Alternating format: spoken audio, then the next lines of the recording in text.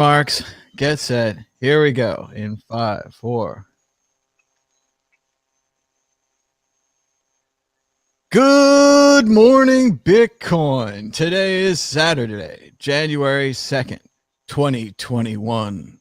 The price of Bitcoin is still up 8.42% in the last 24 hours, with a last and currently moving price of $31,799, a high of $33,292, and a low of $29,000 even. We're watching the price. We're hanging out with Martine. How's it going, Martine? All good here, but I did notice a bit of a pullback just now, so I think the emergency broadcast is really justified. So, Thomas? We've activated the Bitcoin Emergency Broadcasting Network, so be sure to give us a thumbs up in the chat. Identify yourself, say where you're from, say hi in the chat, age, sex, language, ASYL, as we all used to say. I'll say hi from Sacramento, because that's where I am. So the price recently peaked up over $33,000 a coin. Then it came thundering down.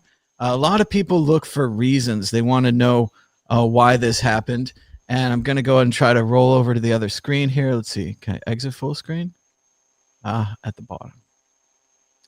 So check this out. Here's what's happening. Here's why the price of Bitcoin crashed. I want to sum it up to you guys really easy so you understand. I was looking at laptops, right? I have a perfectly good laptop. I'm not a fancy or a complicated person, but I have that damn Mac laptop with the bad keyboard. And I'm sitting here, how long will I struggle, oh Lord, with this bad keyboard? So I'm shopping for this one. It's got the physical escape key. That means escape from bad keyboard land. And it was $1,400. And I was looking at this thing, and it was like 0.4 or something for a laptop, 0.04. So I had my previous fundraiser. We were trying to raise $1 million. Still working on that. I got a strong hodl on anything that comes into this account. But people tell me my goal is too outlandish. They say I'm trying to raise a goal that's too high. So I was like, hey, let's just do a laptop. And then the price promptly crashed. So it's my fault for bringing up this fundraiser about a laptop. If anyone has an extra 0.04 lying around, wants to just bam right here a laptop, that'd be cool. Don't want to bother you too much. But let's get back to the real topic, what we came here to talk about today before everything got really exciting and Bitcoin started crashing, which is what everyone in the chat wants to talk about. But let's talk about something else. It turns out on Tallycoin, thanks to everyone for the recent donations. We got some really cool donations after doing the Bitcoin group and a little mad Bitcoins yesterday. One of the donations, you figured out you can ask questions. So if you want to ask me a question on Tallycoin, it's a great way to ask a question. And if you include a little bit of Satoshis, it's a great way to get your question answered. So it says here, Thomas, can you address if you're beefing with Andreas? He used to be on your shows. Is he too good for us now? Well, there's a lot in that question. So no, I don't have any kind of beef with Andreas. I think he's super cool. Yes, he used to be on our shows, but unfortunately that was like 4 or 5 years ago now. So basically, I think at the time, Andreas just got really busy. He started having appointments all over the world, and he couldn't keep our appointment Friday at 1 o'clock. So I'm not good at asking people a lot. So I ask people a couple of times, and if they say no or they don't have time, I kind of like just shrug my shoulders and move along. So no beef or anything. We'd be glad to have Andreas anytime. Is he too good for us? I don't know. He's pretty darn good. Like, I don't know about like the comment guy, but maybe he's too good for me. But that's okay. And that's okay too for him to grow up and write books and become a big star. This is good for Bitcoin. So no, we're happy with Andreas. We don't have any problems. And we're glad to answer any other questions if anyone wants to donate or if you just want to ask a question in the chat. Hello to Crypto Chef saying hi from London. Tom Huffel says what he does is hodl. So he's been ready for this 30K excitement today. He doesn't worry about it at all. Martin, what do you think? Is Andreas too big for us? Nah, of course not. No, no, no. It's the Mad Bitcoins is the Bitcoin original podcast. You know, it's been around for such a long time. But as you said, I think he's just busy, and eventually he'll come around. He'll join the show again, and you know, there's. It's also that the community has grown a lot. You know, so Andreas is doing his shows. He wrote a book. He's busy. You do all the podcast still, so I think it's more likely to be the other way around. You know, it's like no longer on the Mad Bitcoin show or on the World Crypto Network because, well, you know, this World Crypto Network is also growing. So, no, the price, by the way, I think there's a bit of a healthy pullback now. We've seen such a price explosion in the past 24 hours that you know it's good that it just drops. The price drops a little bit. You know, okay, a little bit is a few thousand now, but it will climb back, and I'm not too worried about it. Not too worried about it. So to the hodler in the chat, don't worry. You're on the right track. You're doing the right thing by just hodling them and just keep strong hands. Don't sell for now. And what's nice about this is that if you're not over invested, you don't have to worry as much. Certainly, you don't get the great highs. You're not on top of the world, but you're also not freaking out, losing tons of money right now. You've got a reasonable investment in the thing. You hope it goes well, but you got to have other investments, so on and so forth, keep things spread around. But really, let's talk about what should Bitcoin do. Here's a great chart here. I just found this today. It was actually funny. Jack from Twitter sent this out today. It's called USDSats.com, something like that. And you can see would have been better to get into Bitcoin 8 years ago instead of 7 years ago. I blew that one. But you be able to get 120,000 sats for $1. Then it went up to 357,000 sats for $1. Down to 232,000 sats. But if you bounced just a year earlier, you could have gotten 7 million sats for $1. So that would have been a sweet place to be in that $30 Bitcoin level. But it is what's interesting to see it go down and to see them use this dollar chart. Reminds me a lot of that Federal Reserve chart that everyone always shows, the price of the US dollar since Federal Reserve in the 1920s and 30s. And to see that for Bitcoin and to see it so fast, too. The Bitcoin thing, it's been fun. It's been real fun, but it's also been real fast, right? A lot of the things that we said would happen happened in 5 years instead of 10 or 20. They happened in 3 years instead of 15. No one really expected this, even looking at the beginning of Bitcoin, to see it go off this fast. So let's take a look out on Twitter. I asked the question on the @MadBitcoins channel. If anyone wants to reply on Twitter, Bitcoin, what do we do now? And I'm not so much talking about the price here. The price is great. You know, it gives me a real good chance at getting a laptop. That's excellent. A lot of other people can hopefully sell and get some groceries. And maybe I like exercise bikes now. I'm all about exercise bikes. Buy what you want. Cheap recumbent bikes on Amazon. Yes, that's what you should get. But let's see what the audience says we should get. Wilberforce UK says that we should educate newcomers that they don't need to buy a whole coin and that those controlling the top not to manipulate and synchronize pumps and dumps. So let's talk about the first part. Martin, do people have to buy a whole Bitcoin to be into Bitcoin?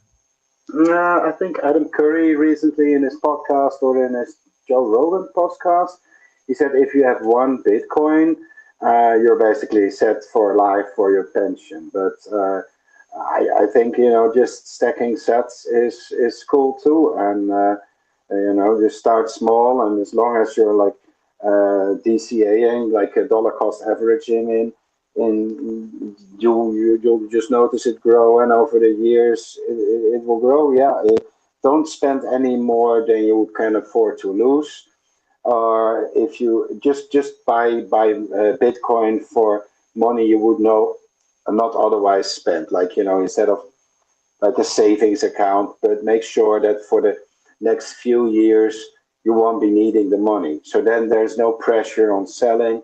And even though the price went up dramatically and now has a bit of a pullback today, we can still say, one Bitcoin is one Bitcoin, or one Satoshi is one Satoshi. So you don't lose anything if you don't sell. So just look at it that way, DCA.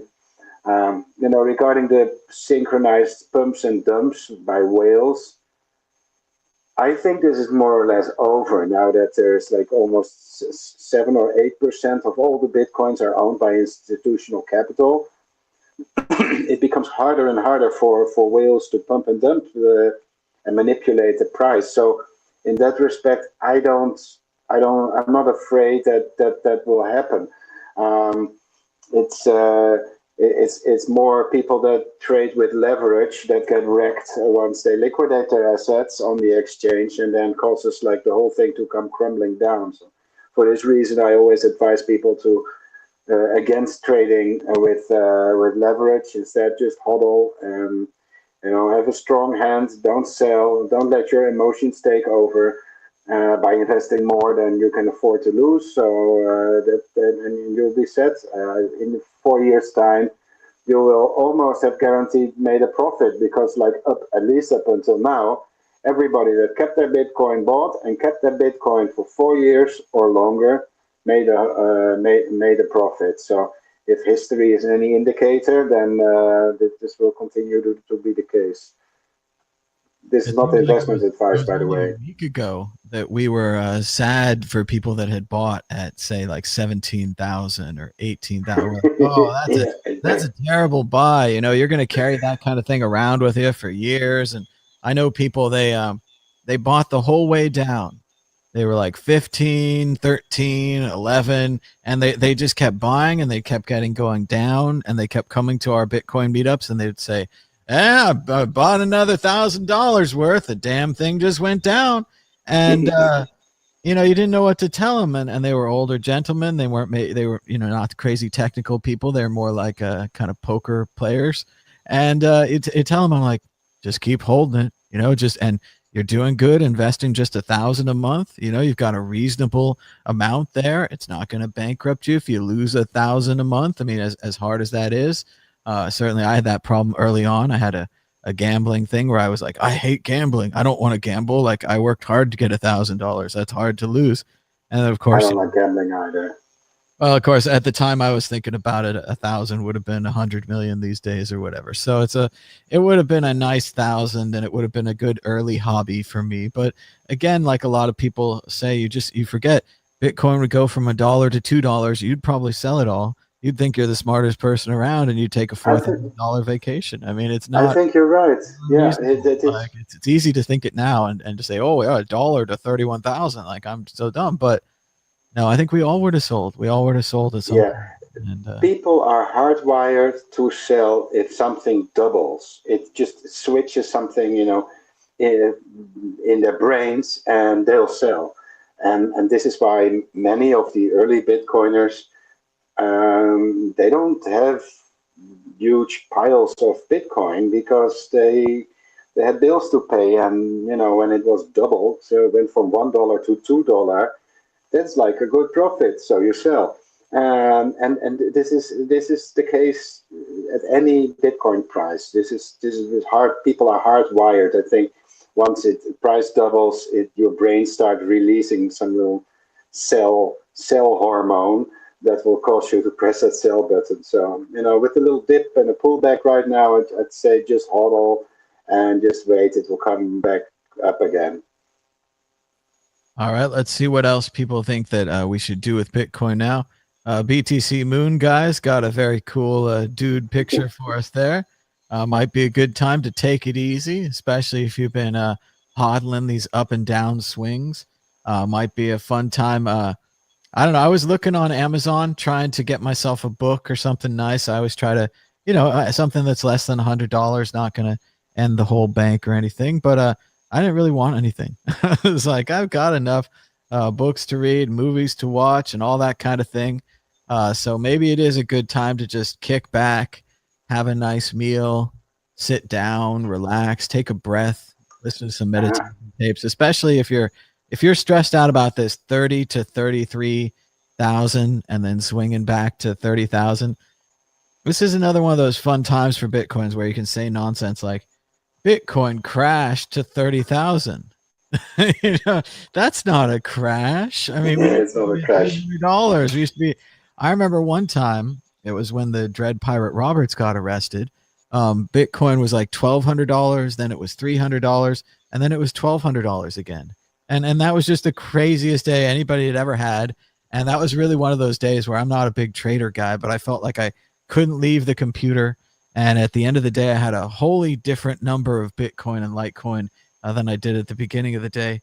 And I pretty much had the same amount of fiat. I didn't really make any money. I moved everything around. I panicked and I bought and I panicked and I bought and all the fun things happened.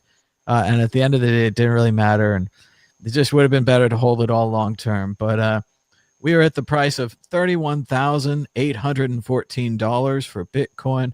We saw a recent jump to $33,000. We were all buying new laptops then, but now we're all completely broke at 31,700. So thanks to all the new viewers. If anyone's out there, give us a thumbs up and a share. If you've got any cool questions, ask us questions in the chat. We're hanging out with the chat, and we'll bring the chat up on screen. Also, if you want to chat with us on @MadBitcoins, we're talking about this fun thread we had here where we said, what can we do next with Bitcoin? We're following that down. We've got it. Let's see. There's some good questions in the chat. Let me see if I can get the chat up here on the screen. I thought it was the last one, but it's not. Let's see. That's a Twitter status. Let's see. This time for sure. So it's a good time to get your questions into the chat as I look for the chat. Let's see. Oh, there's a chat, even big so I can read it. So John M says, Thomas, where did you hear about Bitcoin first? Well, it's not a good story. No one likes to hear it, but I used to read Slashdot like every single day, like all the time. So I knew what was going on Slashdot. I knew when Bitcoin was announced, when it was just a paper, and I was like, okay, that's too mathy. It's too over my head. I'm interested in it, but I mean, I was interested into Liberty dollars. I was interested in e-gold. I was interested in credits. I was interested in flues. I was interested in beans. I was interested in the Palm Pilot, which I had the PayPal app on so I could pay my friends. I read William Gibson, right? I'm reading cyberpunk shit. I know we're going to switch at some point in the future to this really cool kind of credits system of online money. And, I want to be there. I want to be a part of that, right? So I'm reading Slashdot and I see this Bitcoin thing and I think that's really cool. Like, I wonder if it works. I wonder if I can make a copy of this Bitcoin and then I'll have two. I make copies of stuff on my hard drive all the time. This sounds cool. So I thought it was really cool. I told my roommate, he was not too into it. He's a computer programmer. I thought he knew more than me.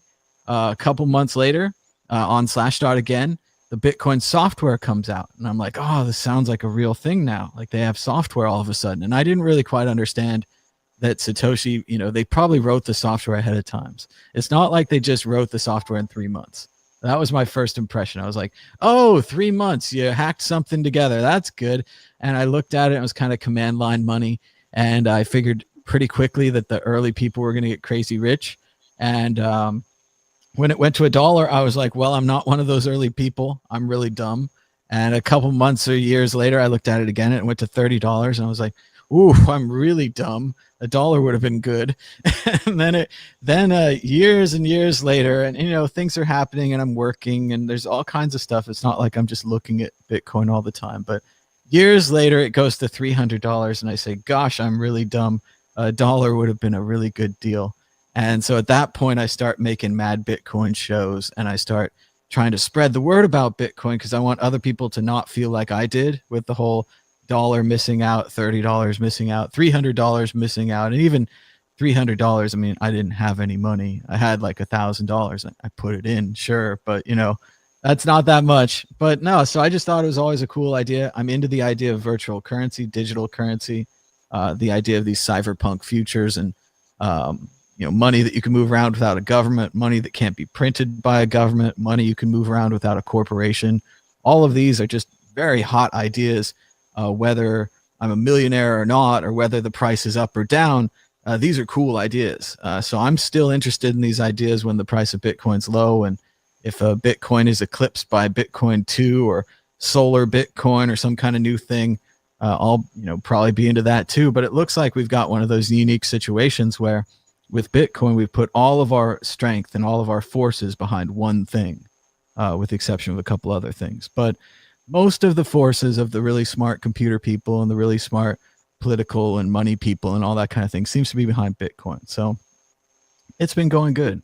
Right? It's pretty cool that you were also interested in e-gold. I was also playing around with e-gold back in the days, and at one point it was all of a sudden it was confiscated. Yep. So all the e-gold was gone. So that's where I learned my lesson that e-gold, because it was centralized, it was, well, vulnerable to being confiscated by anyone, basically. So once e-gold got confiscated, I basically signed off, and I didn't really bother with digital currencies for a while, until I was, looking for a payment system for a new web shop I was creating. And then I looked at DigiCash, which I knew from back in the 90s. E-gold, of course, was a no-go because it was all dead and confiscated. But some of the people of DigiCash moved on to Bitcoin, and I thought at first Bitcoin is cool, except that the fact that you can mine your own coins, that I just couldn't get that in my head that was a good idea. But I made a big mistake not investing back then. So, but I just mined Bitcoins because there was no way to buy them. But yeah, I think.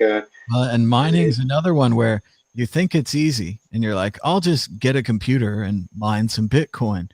And back then it was. Back then it was, for probably the first couple of weeks, the first months, the first years. All I had to do, and again, this is another barrier I couldn't get through at the time, but I only wanted to use Macs. I was sick of Windows and DOS after 20 years of troubles, and I was ready to move on to a nice, pleasant computer system. And all I had to do is go down to Fry's and buy another clone, throw together another Windows installation, and the Bitcoin mining button was right there in the wallet. So I could have pushed it. But nah, I didn't. And then now it's so far late for mining. Everyone still hears about it, and they have the dream. They want to mine. And certainly Satoshi, he wanted people to mine. He didn't want it to be graphics cards. He tried to slow that down. But yes, it's still there. It's still pretty much gone for normal people. No mining. It will not return either. No, and it's sad because you can read some of Satoshi's early letters and his emails and things. And he did want this. He did want people to be mining and normal people to get the thrill of trying it out from mining. But as it turned out, those faucets were probably a much better way to introduce people to Bitcoin. Of course, now there's horror stories on the faucets because, gosh, I forget. It was Martinez, probably you telling me, but somebody was telling me Gavin Andreessen's faucet used to give out 5 Bitcoins a time. Correct. Yes. That's about where I got my first coins. As dumb as I was, not putting my $1,000 in and not learning, more about Bitcoin, because I just didn't know anything. And another thing I didn't know, and everyone should learn this, especially if you're a really smart computer geek and you think you're smarter than me and you're smarter than everyone in this chat, there's a magical trick for you. You can Google anything that you don't know, and you can YouTube it now. And it didn't used to be like that. So if there's something you don't know where you're like, gosh, I don't understand, social dynamics, or I don't understand cars, or I don't understand how weightlifting works, or whatever it is, you can Google that and you can find out about it. So one of the things I needed to Google back in 2010 or 2011 was how to buy Bitcoin.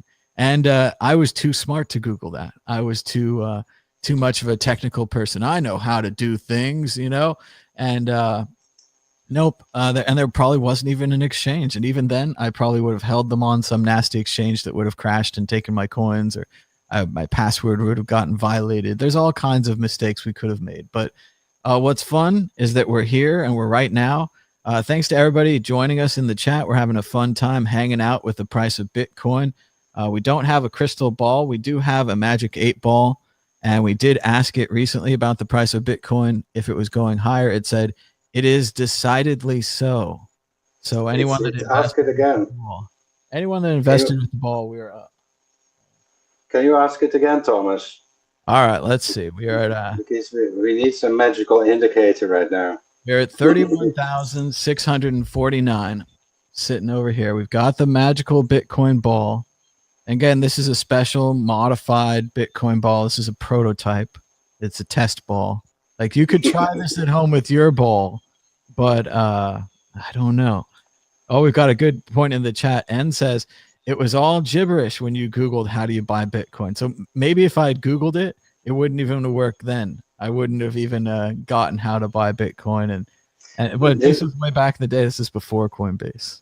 So. Yeah, you know what? There was for a long time, Google just didn't recognize Bitcoin as a word. It would have problems understanding what you mean. Right now, if you just do Bitcoin, it will immediately give you the latest. You used to say bit of coin. Do you mean bit of coin? Or do yeah. Bits, or 1 bit is 2 bits is a quarter, so 1 bit is half a quarter. That's what it would. Do you mean bit of coin? So here we go. Will the price of Bitcoin be higher this time next week? Now, currently it's $31,683. That's a lot for the Bitcoin. Here we go. We're shaking. Say you're not supposed to shake 8 balls. But it says, my reply is no. The ball, previously an optimistic ball, has become a bearish negative ball. Maybe you should replace the ball. This is not the answer we wanted to hear. That sounds like a pretty common thing to do. You just replace the advisor. Get a new advisor. But we've got some other interesting comments in the chat. Let's see what else is going on. Martine, what are the regulations like where you're from? Well, I think that's an interesting question. I don't know if you want to say it publicly, but I mean, previously, some parts of Europe are different than other parts of Europe. So that Martine's somewhere in the EU, and about the EU, you can move from place to place. And you can change your regulations, but that's not an option for our British friends anymore, is it, Martin? They are trapped in the UK. So that's true. It's but I think they still need to comply with the AMLD5 directive and the FATF travel rule. So what we're seeing is that there's in Europe. I'm based in Europe, and we see harmonization of the anti-money laundering directive, and at first we had AMLD4, which was version 4 of the AML anti-money laundering directive, but the ink didn't even dry on AMLD4, or they already started working on AMLD5. So with AMLD5, basically any crypto company or any wallet provider or any custodial wallet provider or exchange is included in the regulation. So that's a general guideline which is valid all over Europe, and every country has their own regulation and taxation on it. So where some countries do take a more liberal approach, we see that others, like the Netherlands, for example, take this totally draconian approach and basically, want to regulate it until it's gone. But Bitcoin isn't just gone. So this is a classic discussion we've been having since the beginning of Bitcoin. And that's always about, should there be lots of regulation? We should lock down this Bitcoin. This is a potential dangerous Jurassic Park situation. Or should there be less regulation because this is a potential, garden creation situation. This is a situation that could create many fine things. This could be good for the world. And I think a lot of the governments and a lot of the people over there are more on the Jurassic Park lockdown side, where we need to hold back this innovation and we need to slow it down. And what's so fun is that maybe they had a chance 7 or 8 years ago. Maybe they could have locked down this innovation. But right now, we're mainstream. We're blowing up. We've got this Michael Saylor guy buying billions of dollars of Bitcoin. We've got this football player, Russell Okong, buying millions of dollars of Bitcoin. It's only a matter of time now before Snoop Dogg is wearing a Bitcoin chain around his neck. We are right on the precipice of this thing, and obviously, I mean, we're not worrying that much about this $30,000 crash thing. I mean, I guess we need to be kind to the people in the audience. If you've never had Bitcoin before and you're freaking out right now, welcome to Bitcoin. You had a really nice run. Like we went up for no downs for a long time. That was awesome. It's not always like that. Sometimes it goes down with no ups for years. So welcome to Just hodl. Just hodl. Hopefully, if you're not over invested, you can just ride this out. If you're over invested, you're probably having stress riding this out. You know, you got to play the bookie. You got to pay back the second mortgage on the house. You ran up your credit cards just to buy the Bitcoin. These are gambler type things. These are not investor type things. So gambler type things win sometimes. It's all a matter of timing. But it's a lot easier and a lot better to be an investor type person where you got a little bit of money for rent, you got a little bit of money for food, you got some play money, you got some extra money, and these can be smaller and smaller stacks. You know, a couple $100 of investment is better than $0 of investment, as difficult as that can be to understand. But yeah, we're Thomas, Bitcoin now. Yeah. on the regulation bit, Mhm. you know, for the price, people shouldn't worry about what the price is. You know, eventually it will go up. But on you know, the real power of Bitcoin is that we, you know, the internet gave everybody a voice. You know, we tweet about you know, Lady Gaga or a new boy band, you know, releasing a new shitty little song. But other countries, they start a revolution on Twitter. And, you know, so the internet gave everybody a voice and took away power from the people who were in power. You know, basically the information monopolies that existed in many, many countries all over the world. But the power of money creation was still with the state. So what Bitcoin does, it takes away the power of money creation away from the state or the monopolist and gives it back to the people. So it liberates the people, and I think this is the real revolution behind Bitcoin. And you know, the fact that the price keeps going up just means that, you know, people are getting it. But you know, don't worry about the price too much. This is a much bigger thing that's going on. We're slowly liberating the world, and we're taking back the power to create money from, you know, the governments that monopolized it for a long time. So this is a real revolution in Bitcoin, in my opinion. I saw some great tweets and articles about this, and what they said is that these computer geeks have memed a currency into existence. And I thought that was a really great way to look at it, where we could say, you know, we've memed it into existence. There used to be no Bitcoin. They laughed us, they mocked us. Even the Michael Saylor guy mocked us during 2013 about Bitcoin, just said it was no good. But he's come around, you know. Everybody gets a second chance. Exactly. And, you know, did we say no? Did we say no to his millions of dollars? Of course not. Bitcoin was happy to take Michael Saylor's money when he bought in the 10,000s or the 20,000s, just as it would have been happy to take his money in the thousands. He just wasn't willing to do it until it went up more. So, Thomas, I think, you know, if you look at Bitcoin back in 2013, it was an entirely different Bitcoin. It was a different audience back then. It wasn't as mature as it is now. Nowadays, you don't even have to sell your Bitcoin. You can just decide to loan out your Bitcoins and take a loan on the Bitcoin. You get 50% of the value of your Bitcoin into, say, euros or dollars, and then purchase whatever you need. And then you slowly either pay back the loan and you keep your Bitcoins, or the price goes up and you keep refinancing your loan and then, you know, pay it off that way. But that way you get cash without having to sell your Bitcoins. It's an entirely different story right now, because it means that the price is bound to go up in the long run. I haven't done that yet. I haven't figured that out, but I want to figure that out for the next time. And I think that is a good future for everybody. This idea of kind of loaning out some Bitcoin and getting back some cash, and then hopefully buying back the Bitcoin if it keeps going up. I think that's a good idea. But another part of this is that historically, and again, we're talking about the price here. I have to make some really bad sells in order for the market to take off. I made some bad sells in 2017 before it jumped up. I made some bad sells right before this one jumped up. And it's kind of like if I don't make those bad sells, the market won't go up.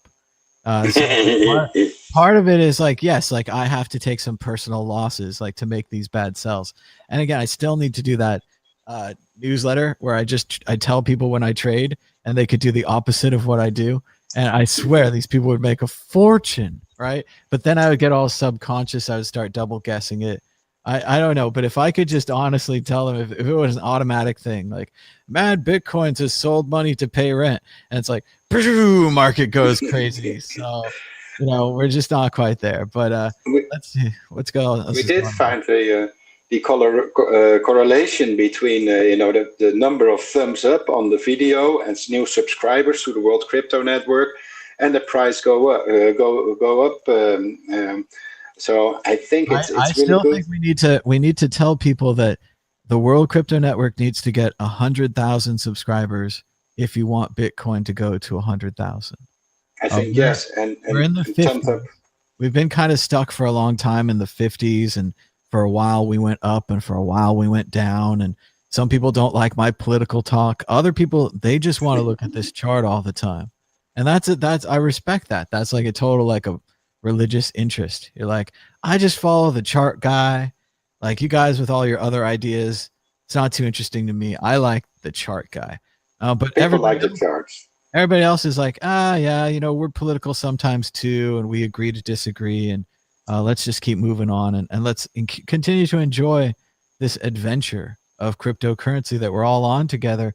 And if you just joined our adventure, welcome to the World Crypto Network. Give us a thumbs up and a subscribe. Say hello in the chat.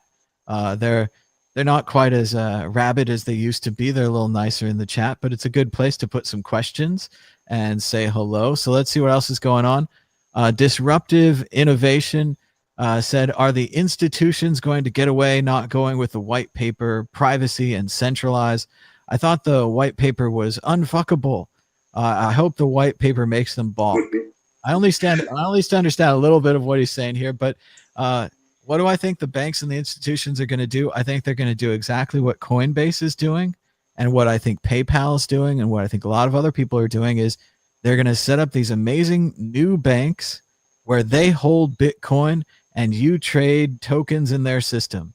And you think that you're a Bitcoiner because you own them on PayPal or you own them on Coinbase or some kind of centralized system, but really you own a piece of paper in a database that's being traded around with other pieces of paper. And I hope these people have the Bitcoin to back it up. But either way, I just think that, yes, they're going to try to centralize it. They're going to try to turn it into a bank. That thing that they leaked from the Trump administration, the idea that you could say that all the Bitcoin that are currently not on an exchange or not on Coinbase, those are dirty Bitcoin. And if you bring if you input more than $3,000 in dirty Bitcoin, you got to tell us where it comes from. So that's the move against where you say, okay, we can have Bitcoin, but we can't have the privacy and we can't have the anonymity. We can't have the lack of banks and having this much value that's out there that the government doesn't know about, that they're not getting tax money on. That's definitely going to be their strategy. There's definitely going to be that kind of conservative side to Bitcoin. And on the other side, there'll still be people out there with their Tor browsers and their darknet buying anything they want with Bitcoin, trading it around, getting all kinds of stuff. And that's going to continue to drive the price, but it will continue to be a battle between this kind of dirty and free Bitcoin and this corporate and clean Bitcoin. And I think it's their side is always going to have the money, and they're always going to be super organized, and our side's always going to be kind of ragtag, but somehow we won UASF, somehow we won Bitcoin 2X. But Martin, you should talk on this. I talk too much. Yeah, I think you're very right on this. We'll see, might see in the future, see Bitcoin not split or fork or anything, but you'll see two movements where on one side we've got the institutions that are all centralized, and you buy your Bitcoin at, say, PayPal, and you can never get them out of PayPal. You can just sell them again at PayPal at whatever rate they decide. And on the other hand, we'll have the free world Bitcoin, so to speak, where people are still free and they're still free to do their OTC trades, and they can still travel all over the world with their Bitcoin and pay with Bitcoin and pay others with Bitcoin, but without being in the system. So I think once people get more educated on this matter, especially the newcomers in Bitcoin, they will really want to have their own Bitcoin. And for this reason, I always advise people to make sure that you have your private key, store it on your own wallet. If it's all too daunting and complicated, just visit an ATM or get it at the local exchange and then transfer it to a hardware wallet, and make sure you own your private keys. Just like Andreas Antonopoulos always says, not your private keys, not your Bitcoin. So this is really, I think, one of the most important lessons for people to remember in Bitcoin, and always help newcomers that they know what they're getting into, and that having your private keys and having your own Bitcoin instead of just a promise on a piece of paper is different. And being able to manage your own coins and basically your own funds is the big power of Bitcoin. You know, with your Bitcoin wallet is not access to a bank account, it is your bank. So this is so powerful about Bitcoin. So we should keep doing that. I agree. I think there are different levels to that, and a lot of new people will come in and they'll be very excited about their centralized and controlled Bitcoin, and they'll tell you how great it is and how they do all the fun things with Coinbase. And then sadly, I think it's going to be a lot like PayPal was back in the day, where you're like, this is awesome, I'm selling so much stuff on eBay. And then all of a sudden you get a complaint, and you get another complaint, and you get reversed, and you get reversed again, and your account gets frozen. And you're like, how could I be frozen? Bitcoin is unfreezable. And that's when you learn the difference between that controlled, centralized Coinbase, PayPal Bitcoin and the real Bitcoin. And it's fun because you think you bought one and you think you own it, you think you control it, and then it's gone. And that's what a lot of people had to learn the hard way about all these other exchanges that went up and down, is that they thought they had Bitcoin, but really they had Bitcoin in an exchange. And that meant someone else had their Bitcoin. I made the same mistake. Yeah, see, it happens all the time. I made the same mistake at Mt. Gox, at Bitfinex, at Cryptsy, and lost lost everything every single time. So, you know, this is why I'm always repeating it. You know, I already lost the coins, and I want to tell all the people that do make sure you have your coins safe in a wallet, because then that won't happen to you. On the other thing to think here is that as hard as it is, because I know it's fun, you shouldn't have all your money in one giant pile. It's really easy to put all your money in one pile, and maybe you had them in smaller piles at first, but your Bitcoin pile got too big. And then pretty soon you're jumping in and out of the market with all of your money. You're like, all in, all out, all in, all out. You have a whole thing going on. It really stresses you out. Then you start calculating everything based upon your full amount. It's a lot easier to put, 30% in savings, 30% in safe investment, 30% in aggressive investment, 10% for cash. I don't know, any kind of formula where you break things up into parts and you're not investing everything at the same time would just be a really good idea. I know it's boring and it's conventional, and maybe you're an 18-year-old kid and you don't care. But if you're not an 18-year-old kid and you do care, it's just a lot safer and a lot less stressful to have your money in different piles that perform different ways. And if one of them is too successful, you've got to take some profits from that. No, I don't agree with that, on Thomas. I'm all in on Bitcoin, and I have a very limited supply of cash, which is enough to live from. But this diversification, also small note on that. Some people think it's a good idea to buy Bitcoin and then diversify into other cryptocurrencies. Please don't make that mistake. It costed me a lot of money and tears back in the days. And once the price of Bitcoin comes tumbling down, all the other cryptocurrencies will follow. So diversifying in different cryptocurrencies is not a proper diversification strategy. Well, it's always good to pay off your credit cards. It's not too bad. Yeah, that's so. Yeah. Diversify into things you have to pay less interest on. So let's see, we talked about how it was hard to buy Bitcoin, and it was even hard to Google how do you buy Bitcoin. And it turns out, even if I had Googled it, I probably couldn't have figured it out. So that does make me feel a little bit better. I have that sucker day in my mind where I was like, oh yeah, 10 years ago I was a sucker and I could have bought this. But yeah, let's see what else we got going here. We got to scroll back, keep what's going on in the chat. Thanks to everybody for giving us a thumbs up and subscribing down below. YouTube judges videos by how many thumbs up they get. So thumbs up are free. So if you guys like this video and you should like the other YouTube videos you should watch, Mr. Beast and Hot Ones and all the other good YouTubes, give them a thumbs up too. Rolando Tech likes my thumbnail. I think it was a dog like trying to get some food. And I was like, that looks just perfect. We'll go with that. Let's see. Criminal politicians in the U.S. I'm not sure how many there are. Actually, today, they kind of identify themselves. We have about 140 traitors to the idea of democracy, but I'm not supposed to be talking about politics. Let's move on. N says that he felt like thanking his death and going away because of the discrimination of missing out on owning Bitcoins, because he's been talking about it to everyone he knows for years, even before Trump. And yeah, I mean, it's been tough. The hard part about it is at one point you wish that your friends and family had listened to you and they had put the $100 or the $1,000 or whatever into Bitcoin and just left it alone. And then you would have left them alone and they could have just held it. And then right now you could circle back and be like, look at all that fun money you made. Isn't this cool? But the other half of it is that I'm not sure they're ever going to be satisfied. They're always going to look at that $1,000 and they're going to say, wow, I made $1,000 from $100. That's not enough to do anything. If only I'd put this in, if only I'd put that in. And why didn't you tell me to put more in? And didn't you know it was a sure thing? Why didn't you tell? And I was like, well, I told you pretty aggressively. And they're like, no, you should have said sure thing. You didn't say sure thing. And all that kind of thing. So it's very difficult.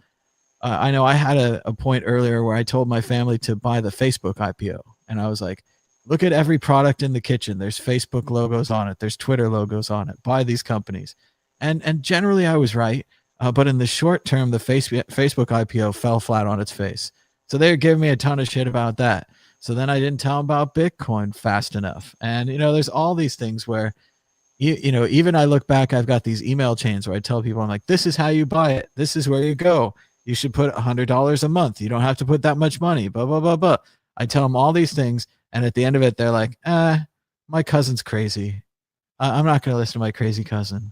But Thomas, yeah, this is very true. Like I stopped telling people that they should buy Bitcoin for the simple reason that if you tell them to buy Bitcoin and the price goes up, they won't even say thank you because you told them the price would go up. That was to be expected.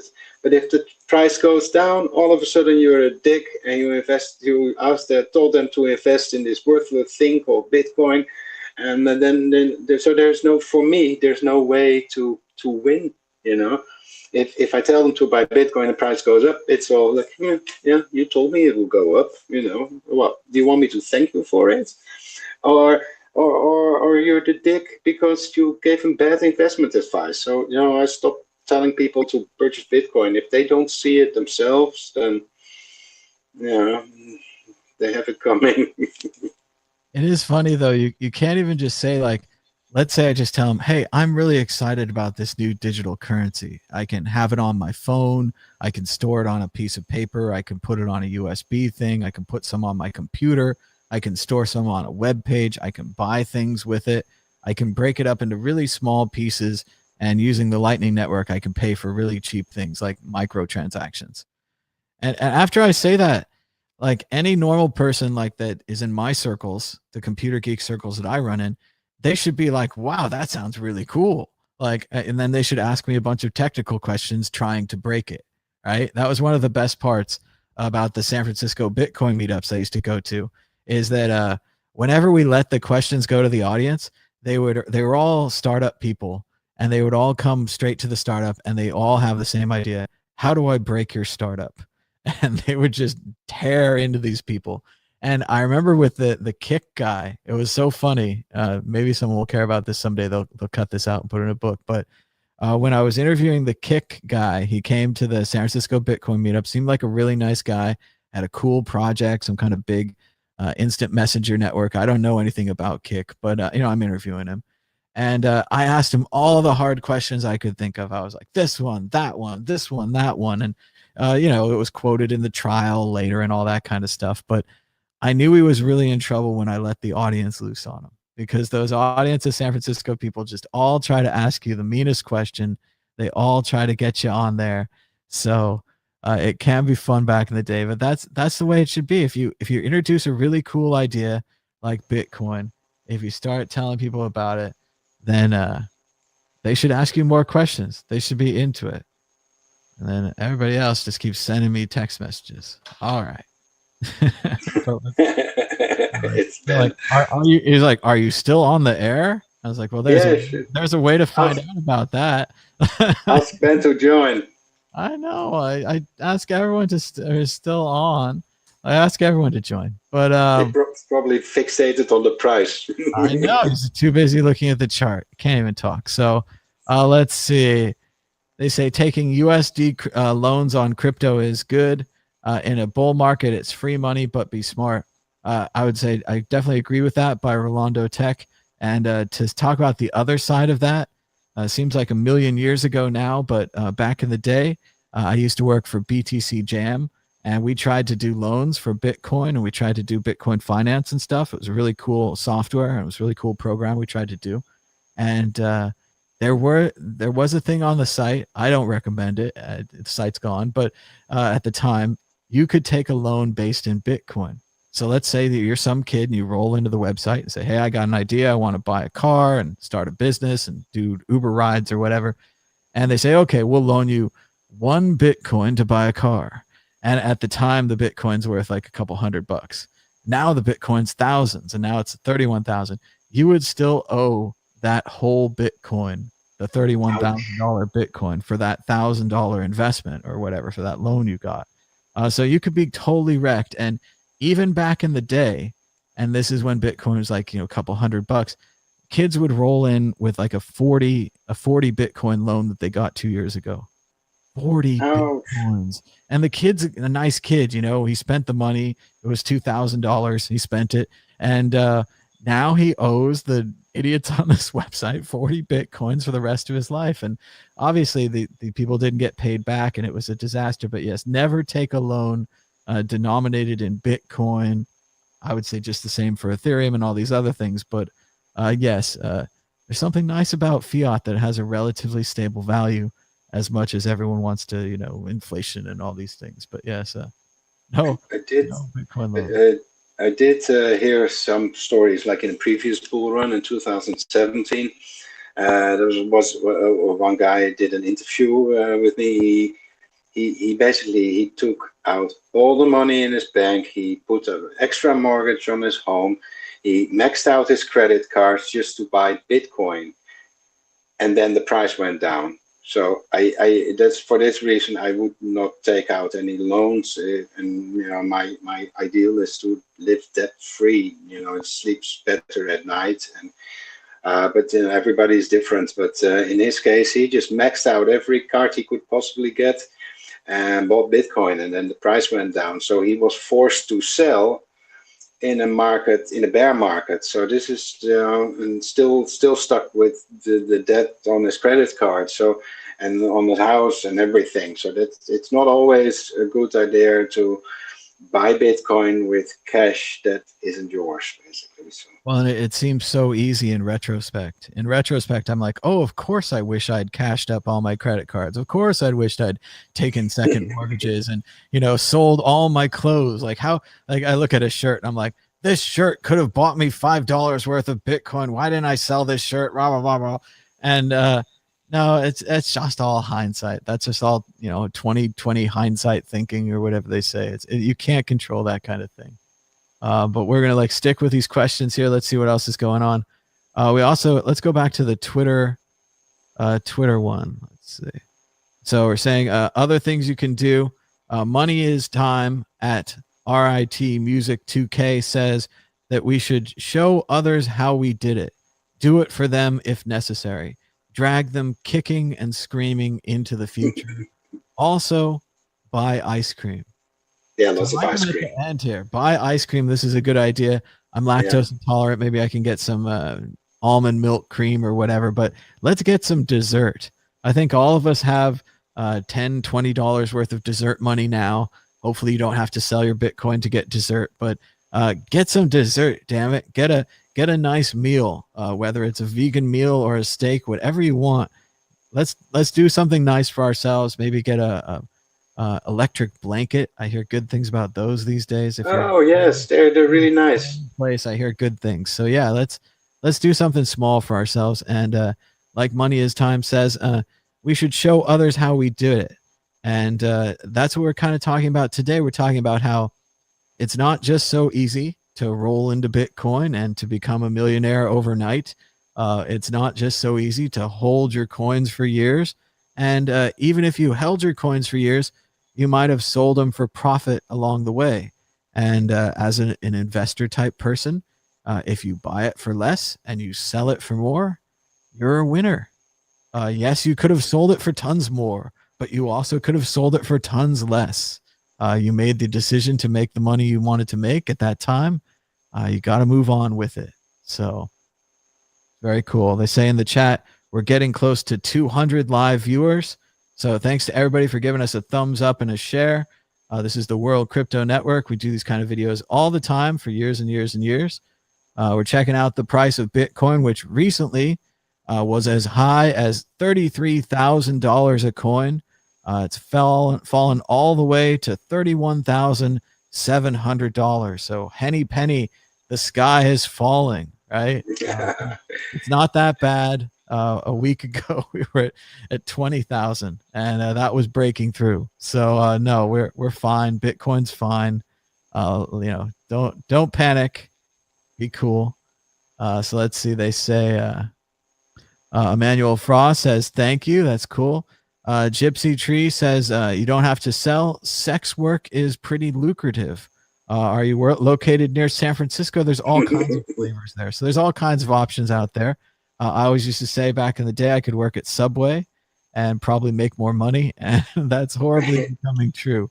I could have made a lot more money working a normal job. But the reality is I got to make all these fun videos. And that's what I decided a long time ago. I decided not to be Bitcoin rich, but to be a worker for Bitcoin. And I'm okay with that. We're just going to keep plugging along. As long as I continue to get to do my work and to get to choose what I work on. We're talking about getting people dessert or getting people a nice meal. Even long term, if you were a Bitcoin millionaire just right now, I use my magic wand and you became a millionaire, what would you really do? And the answer is you want to get control of your time. You want the ability to choose the project you work on. Now, if that's a lucrative project, if you're a programmer or whatever, you're doing great. You get to work on something you like and make money. But for everybody else who had to do a lot of grunt work to get here, the ability to choose your project. That's what I want. Martine, what do you want? I totally agree with you on that. For years, I worked in a job that I really, really hated. Every morning, I had almost stomach pain, and when I had to go to work. And those years, they seemed like they would last. They would take was forever. But nowadays, I really, when you have to go to work, live streaming is on. We're back again. I think we're back again. Go ahead. Okay. So my advice is always to people to find a job or work that you like doing and do it a lot and make sure you get to be the best at it.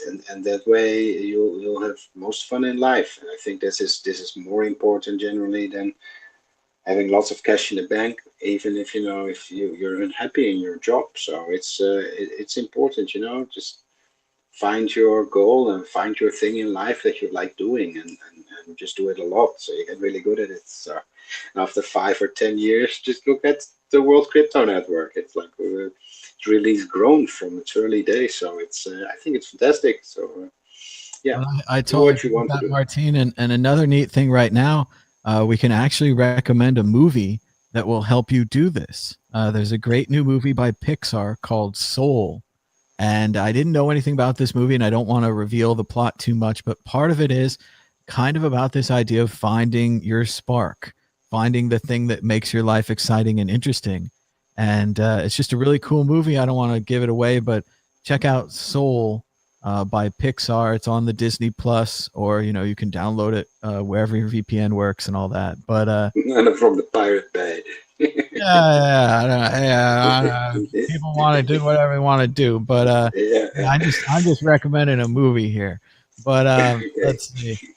Emmanuel Frost says Sweden here. Keep up the great work. Rolando Tuck says if we got 100,000 subscribers, we'd be in the top 10% of all YouTubes. So everybody out there, think about subscribing to the World Crypto Network. It's free.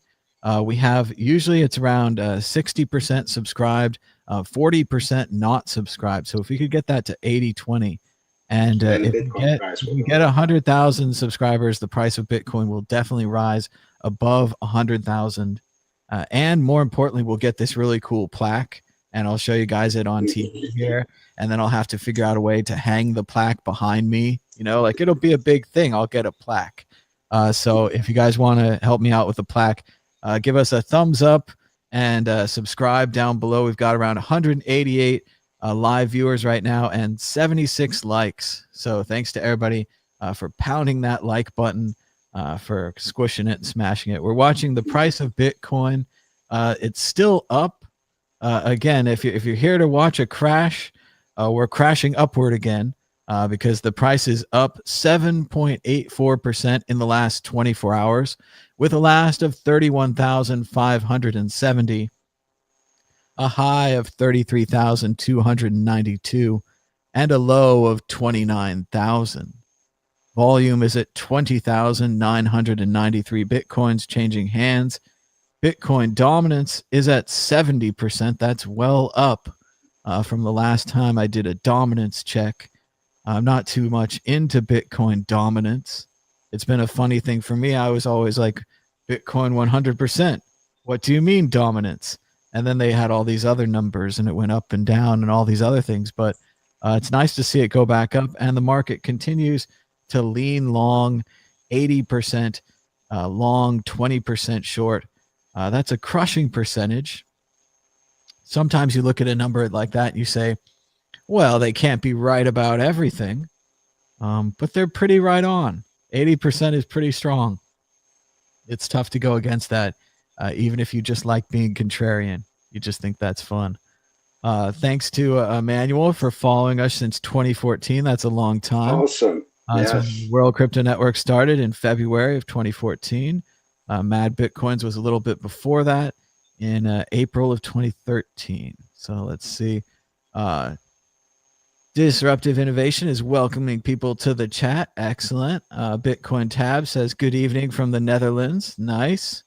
They say we need more Mad Bitcoins. If you guys check out the Mad Bitcoins YouTube channel, it's a different YouTube channel than this. And there is a brand new Mad Bitcoins video on there from Friday. Some people even say that the new Mad Bitcoins video caused the price of Bitcoin to rise to 33,000, that the entire rise from 29 to 33 was due to the new Mad Bitcoins video. So interesting stuff. Let's see. G says that Bitcoin is fungible and the clean history of the coin get more value. Oh, yeah. He says that, yeah, it's better to have clean Bitcoin, like directly from the miners. Those are more collectible than, say, perhaps dirty Bitcoin that's been through the Silk Road or something like that. Do you think that's the case? I mean, I know it's the case. I know that there's people paying a premium for freshly mined coins. They like those blocks. I was going to say 50 Bitcoin block, but that ages me. 12 and a half Bitcoin block, please. 12 and a quarter. But yeah, no, there's a premium there, but it's not that much of a premium. And the fact that you can still trade Bitcoins and still use them, I don't think that the fungibility problem has killed Bitcoin entirely. But obviously it's what we should work on next. Scaling was the big problem before that. Once you fix scaling, which I think the Lightning Network has done, and the ability to have other sidechain like networks, I think you got to go back and fix fungibility. And will it fix all the coins? No. I mean, there's still going to be dirty coins, but I imagine they're going to have some kind of a solution that will sort these coins, that will move them around. And we just got to hang on. And again, we're so ahead of ourselves here. Bitcoin's already worth $30,000, and we haven't even solved the fungibility problem yet. So I love there was a tweet a couple days ago. We'll go back off topic here. We'll come back for these questions. We're going to keep answering questions, so keep sending the questions in. But Edward Snowden tweeted, and it's great to hear from good old Ed. But he's like, why hasn't Bitcoin fixed fungibility and privacy? It's been so many years. I was like, what do you mean? It's been 10 years for the whole project. Pretty much been working on scaling the whole time, as far as I can see, and bug fixes and other problems. But yeah, I just thought it was really unreasonable of Snowden to say, oh, it's been a few years. You should solve the hardest problem in all of cryptography. You should solve the anonymity problems. You should solve all these things. And I obviously great respect for Snowden and his book and his release of the data and everything about that. But he worked for the CIA and all that. But really, he's like an IT manager type guy. He's like me, looking at the thing saying like, why aren't you done with the project yet? It's so easy.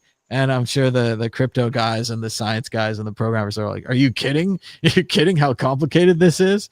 And if it's so easy.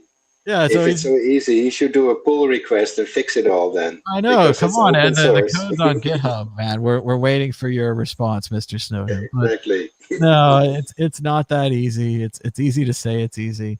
And it's a little too much for him to think that. But that's again how early we are, how exciting this is. And just think, you're into Bitcoin before it's fungible. So that's cool. We've got another question here. Rolando Tech wants to know if the price of weed is up in the Netherlands due to COVID-19. I don't have any information. I wouldn't know, Thomas. I quit smoking.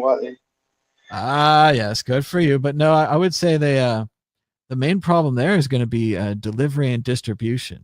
When I was in the Netherlands, it was a lot of coffee shops and you had to physically go there. I'm not sure there was that much delivery. Here in the United States, one of the largest growing markets has been marijuana delivery during the COVID-19. Even in Vegas, they legalized alcohol delivery. You used to have to go out to the supermarket every once in a while if you wanted to drink yourself to death, like in Nicolas Cage's Leaving Las Vegas. But now you just have that shit delivered. So progress, right? COVID-19 goes, makes things go down, makes other things go up. So let's see.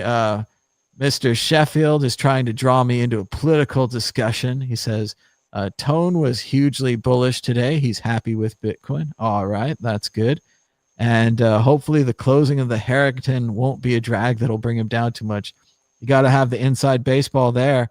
But I know that the Harrington is a hotel that was favored by the Proud Boys, which most people, 99% of all people, think is kind of a racist boys club and not very good thing. But Tone says is good. So it sounds gay. It's Proud Boys, if you don't know the background. It very does. It does very much. And I've seen some jokes on like sitcoms and stuff where they did that. And also it's funny because it just, not trying to politics here, but it's from a line from the Aladdin musical. I don't know, because I only know Aladdin the movie. So apologies. But apparently this conservative guy he founded Vice magazine. Then he was too extreme for Vice magazine. They kicked him out. Then he gets very upset by this song from the Aladdin musical where it says something like, you're not a proud boy. You let your mother down, something like that. And he took this to be like an attack against all men. And so he started this Proud Boys organization to eat meat and do whatever else they do and not have women around. And I don't know. It seems pretty questionable to me, but Tone's a big fan. So, he's probably out there in the street getting beat up with them. I did see just before we started, it was trending on Twitter, Proud Boys, and it's trending because there's a video of the police pushing them down and knocking them down. And previously, the Proud Boys had a friendly relationship with the police. There was very strange video of them being given water bottles and other support from police vehicles during riots. And it seems that support is gone. It seems that if you're a rioter in the street, it doesn't matter. You don't have any previous friends among the police. They just smash riots. But we're getting political. Get the political out of here. Sorry, everybody. We're going back. The price of Bitcoin is $31,701. That's $1 for 3,154 satoshis. It seems only a few weeks ago we were doing 15,000 satoshis for $1, 10,000 satoshis for $1. It's crazy to see it at 3,000. And of course, the number we're really looking for is $1 to 1 satoshi, and then 1 million satoshis is $1 million, and that's when everybody I know should be rich. But then also that's when $1 million won't buy you shit. the real problem here is that by the time we're all millionaires, it's not going to matter because $1 million won't be worth. It will buy you a cheeseburger. Dude, it will. You know it will.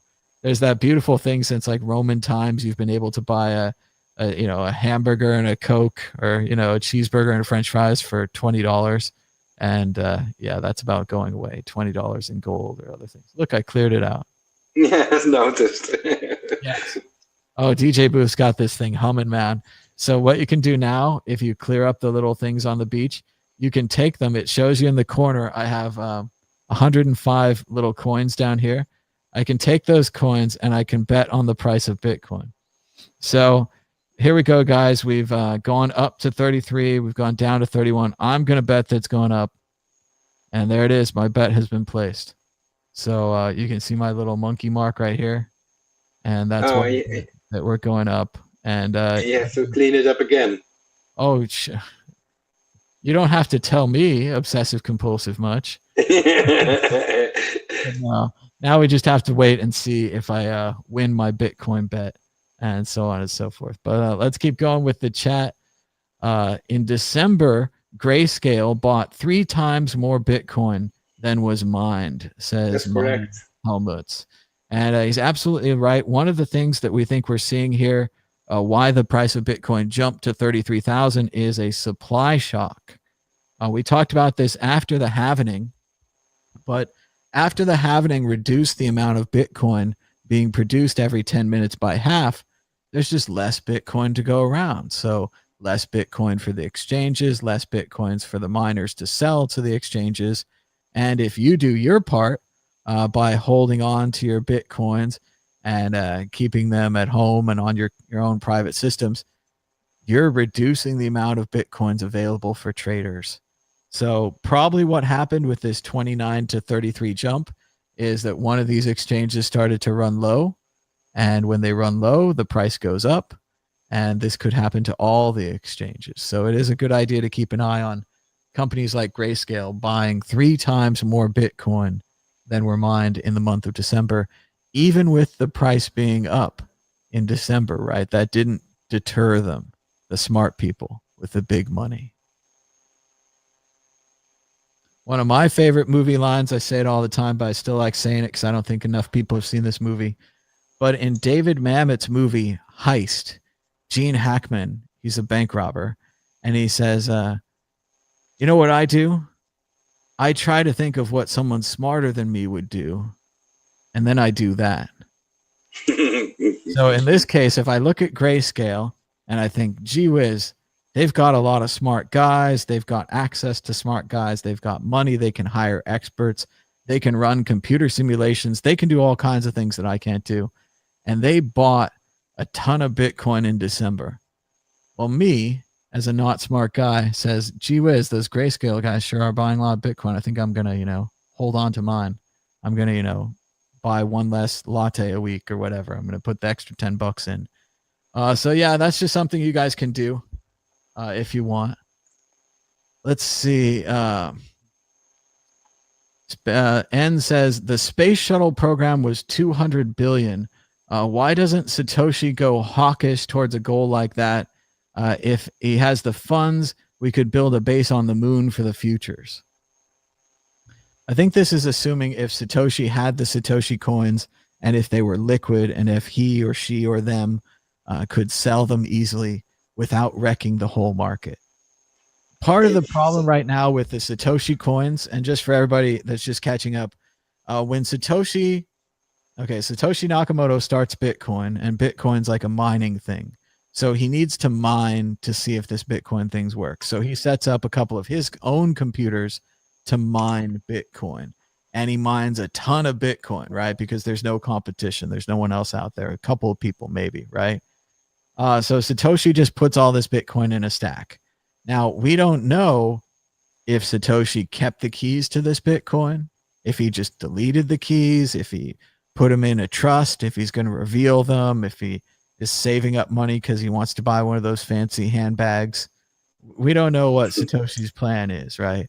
But the problem is right now, those Bitcoin, those early Satoshi Bitcoin, they're kind of like a pillar holding Bitcoin up. They're a pillar of unmovable value where it just sits there, and we just kind of thank goodness that Satoshi hasn't moved them yet, right? Because if Satoshi did move them, everyone would freak out. They'd be like, Satoshi's going to sell all his coins. It's all been a scam the whole time, all this kind of thing. So it would be very difficult for Satoshi to move those early coins. But let's go on a thought experiment, and let's say that it was no trouble at all, and Satoshi could suddenly become the world's richest person or team or whatever, and they could have millions and millions of dollars, and they could buy anything they want. Should Satoshi use their money, or his or her money, towards a new space shuttle program and a moon base? Martine, your thought? I personally think they wouldn't call NASA for a space shuttle, but they'd probably call Elon Musk and go to Mars. Elon already said cryptocurrency will be the currency on Mars, which probably the currency to pay for your air. And unless you keep paying for air, you will, if you keep paying for air in cryptocurrency, you will receive air. Otherwise, it will be like total recall. But personally, I think Earth isn't such a bad place, and I'm kind of like happy here. I don't see us going into space anytime soon, or why should we want to? So what's that? 32,000? That's fantastic. We just hit the 32,000 mark. That's looking good for my wager here. I'm going to win a lot of little DJ Boost coins. Look at this. I'm up. And I'm also thinking, like, regarding Satoshi, I don't think Satoshi is around anymore. I think he's like might be dead. He didn't spend any of his points. That is one of the interesting things that Craig Wright said. Craig Wright said that Satoshi is long dead. I don't know if he said it publicly or if that was kind of a private thing, but that's definitely a thing that I've heard. So I don't believe in Greg Wright either. Fake Toshi is really not my thing, but it wouldn't be such a strange thing to think, to assume that those coins will never ever move. Should those early Satoshi coins move, there's like 3.79 million of them, or millions of Bitcoin that have never moved. Should they move, it will make the price collapse. So, but I don't think they will ever move. One of my colleagues at Every Trade IO, he calculated, using the portfolio tracker, he calculated the cost of mining those coins, those Satoshi coins, and even they would have been worth now billions and billions of dollars. But the total cost of mining in those early days was around $60. It's very interesting. I'll share it with you in a future episode. It's really nice to see how much he actually, sorry about that, how much he actually paid for his early coins in electricity costs, and how much they're worth now. So that's nice statistic. I don't have it here, otherwise I would have shown you in the share screen. But I'm not sure that would make it better. The price of Bitcoin is up another $100 at $32,100, around $32,080 right now. You see here on the bitcoinal.com. That's right, Bitcoinal, like the Bitcoin seasons. Check out bitcoinal.com. It seems like every time we go up $100, it brings up a fun little GIF that we can see there. pretty good. And as far as the space shuttle and the space program, I like the idea of Satoshi starting a new space program. If you could just make a real life Star Trek. Of course, if I was Satoshi, I would just come back and I would straight up say it. I would be like, we're going to do Star Trek. I'm looking for some other people that also want to do Star Trek. And it's funny because I feel like Jeff Bezos and Elon Musk have already kind of done this. They're not looking for, lousy writers or whatever I would be, but they're looking for rocket engineers. And they've got all the rocket engineers together and they're working on it at Blue Origin and at SpaceX. They don't have Satoshi's money. We tried to get Elon into this. He said for the longest time how he only had like a 0.3 Bitcoin that a friend gave him and so on and so forth. And he always seemed like it was like he was bragging, like, oh, I know about Bitcoin and I have some and I don't care. And I was like, Elon, like you have all this money, you do all this work to get all this money. And then there's this chance to get free money that you could use to take us into space. Cause that'd be cool, Elon. But no, he didn't do that. Jeff Bezos went up quite a lot during the pandemic. I keep hearing a lot of talk about how rich and how much richer he is now. Never too late, Jeff, to just pledge that into space. Say, hey, we're going to use that money to send mankind to space. Jeff Bezos is big into Star Trek as well. I read that book about him, the Everything book, or the Everything Store. And very interesting to hear his early visions of Star Trek and society. Thomas, Yep. remember the Virgin Galactic or the space trips? I think that was back in the early days of Bitcoin, where you could like purchase some stocks, or you would purchase using Bitcoin a ticket to go into space with Virgin Galactic. But when are they going to do this? Is there any time schedule now? The part I remember about that was the saddest part, and there was a like a steward on a flight, and he had gotten some early Bitcoin because someone on a flight had recommended it to him, and he did really well. And this was back around $300,000 Bitcoin, that early days. And at the time, the flight attendant had sold his Bitcoin to buy a ticket into space. And it was really cool because there's no way that a flight attendant with a normal salary could ever afford a ticket into space, at least today. Knock on wood, Jeff and Elon will fix that for us. We'll all get into space. But yeah, the guy bought the ticket. I thought it was really cool. And then Bitcoin went down, and for a long while, I was like, wow, that's really cool. Guy, he's got a ticket to space whenever Virgin Galactic gets their act together. And then Bitcoin went back up, and now I'm like, oh, that guy could have gotten 10 tickets to space. He could have gotten 30 tickets to space. And he was only a flight attendant guy, so I was pretty bummed. It was like a normal person, got early Bitcoin, did well, and then blew it all on a trip to space. So no, I don't know why they're taking so long. They did I do know one reason. They had an explosion. They lost a guy, Virgin Galactic. And they've been working on a lot of these kind of 0G flights where they'll just get you up into the stratosphere, into some of the higher points of the atmosphere, where you lose gravity, which seems really fun if you think about Angelina Jolie and Brad Pitt floating around up there in 0G. But they could do that now with that crazy airplane that goes up and down. Seems scary to me, but it goes down in a big diagonal line and makes you feel like you're floating. But that's probably what they'll do for a while. I don't know why it slowed them down, but imagine, it's hard to go into space. But it would be easier if they had that sweet Satoshi money. So let's see what else is going on in the chat. No one will pay their fees. Let's see. Mightiest Helmut said he had a few friends that were burnt from the Quadriga death scam. That's an interesting story. Still like that's going on. That guy disappeared and he passed away, and then all the money was missing. So yeah, Quadriga was basically ran as a Ponzi. Yeah, it was a Ponzi. Let's see. We're trying to get back to the chat.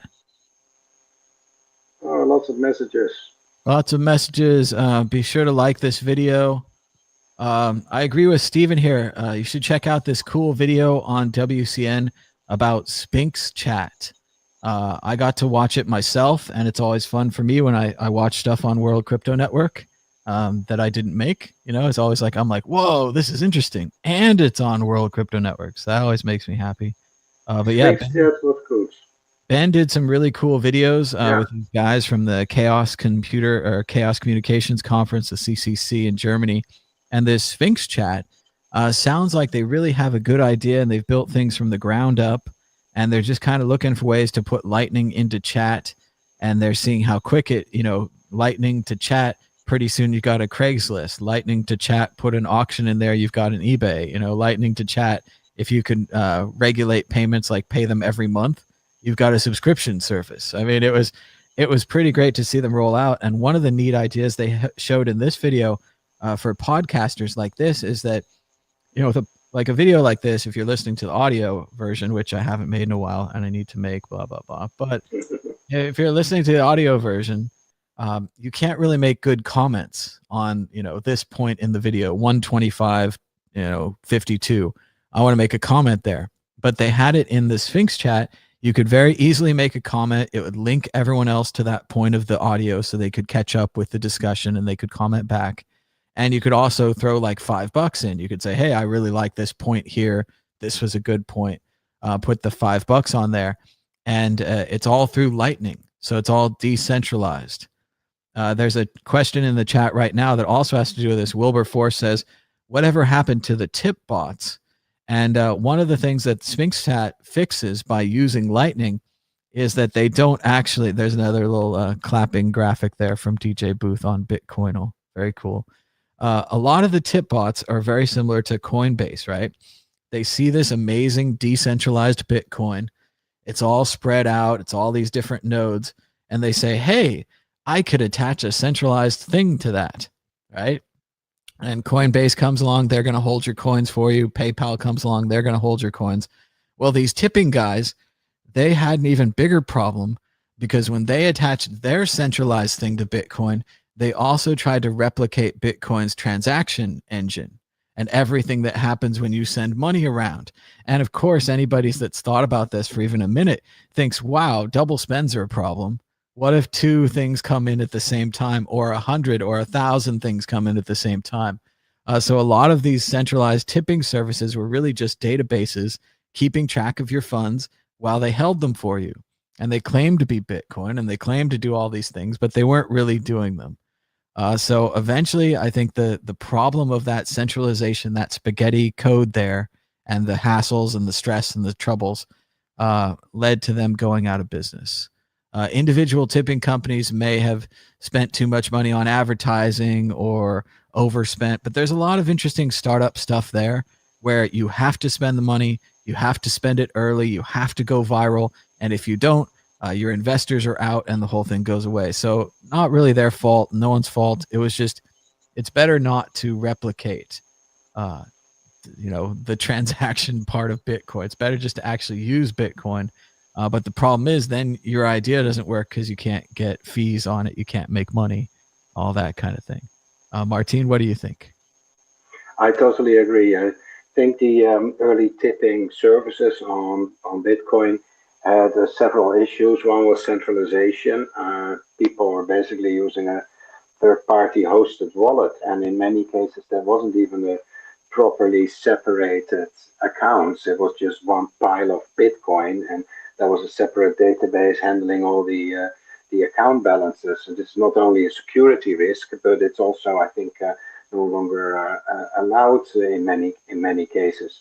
Later, we saw this, what was it called, with the change tip with the head.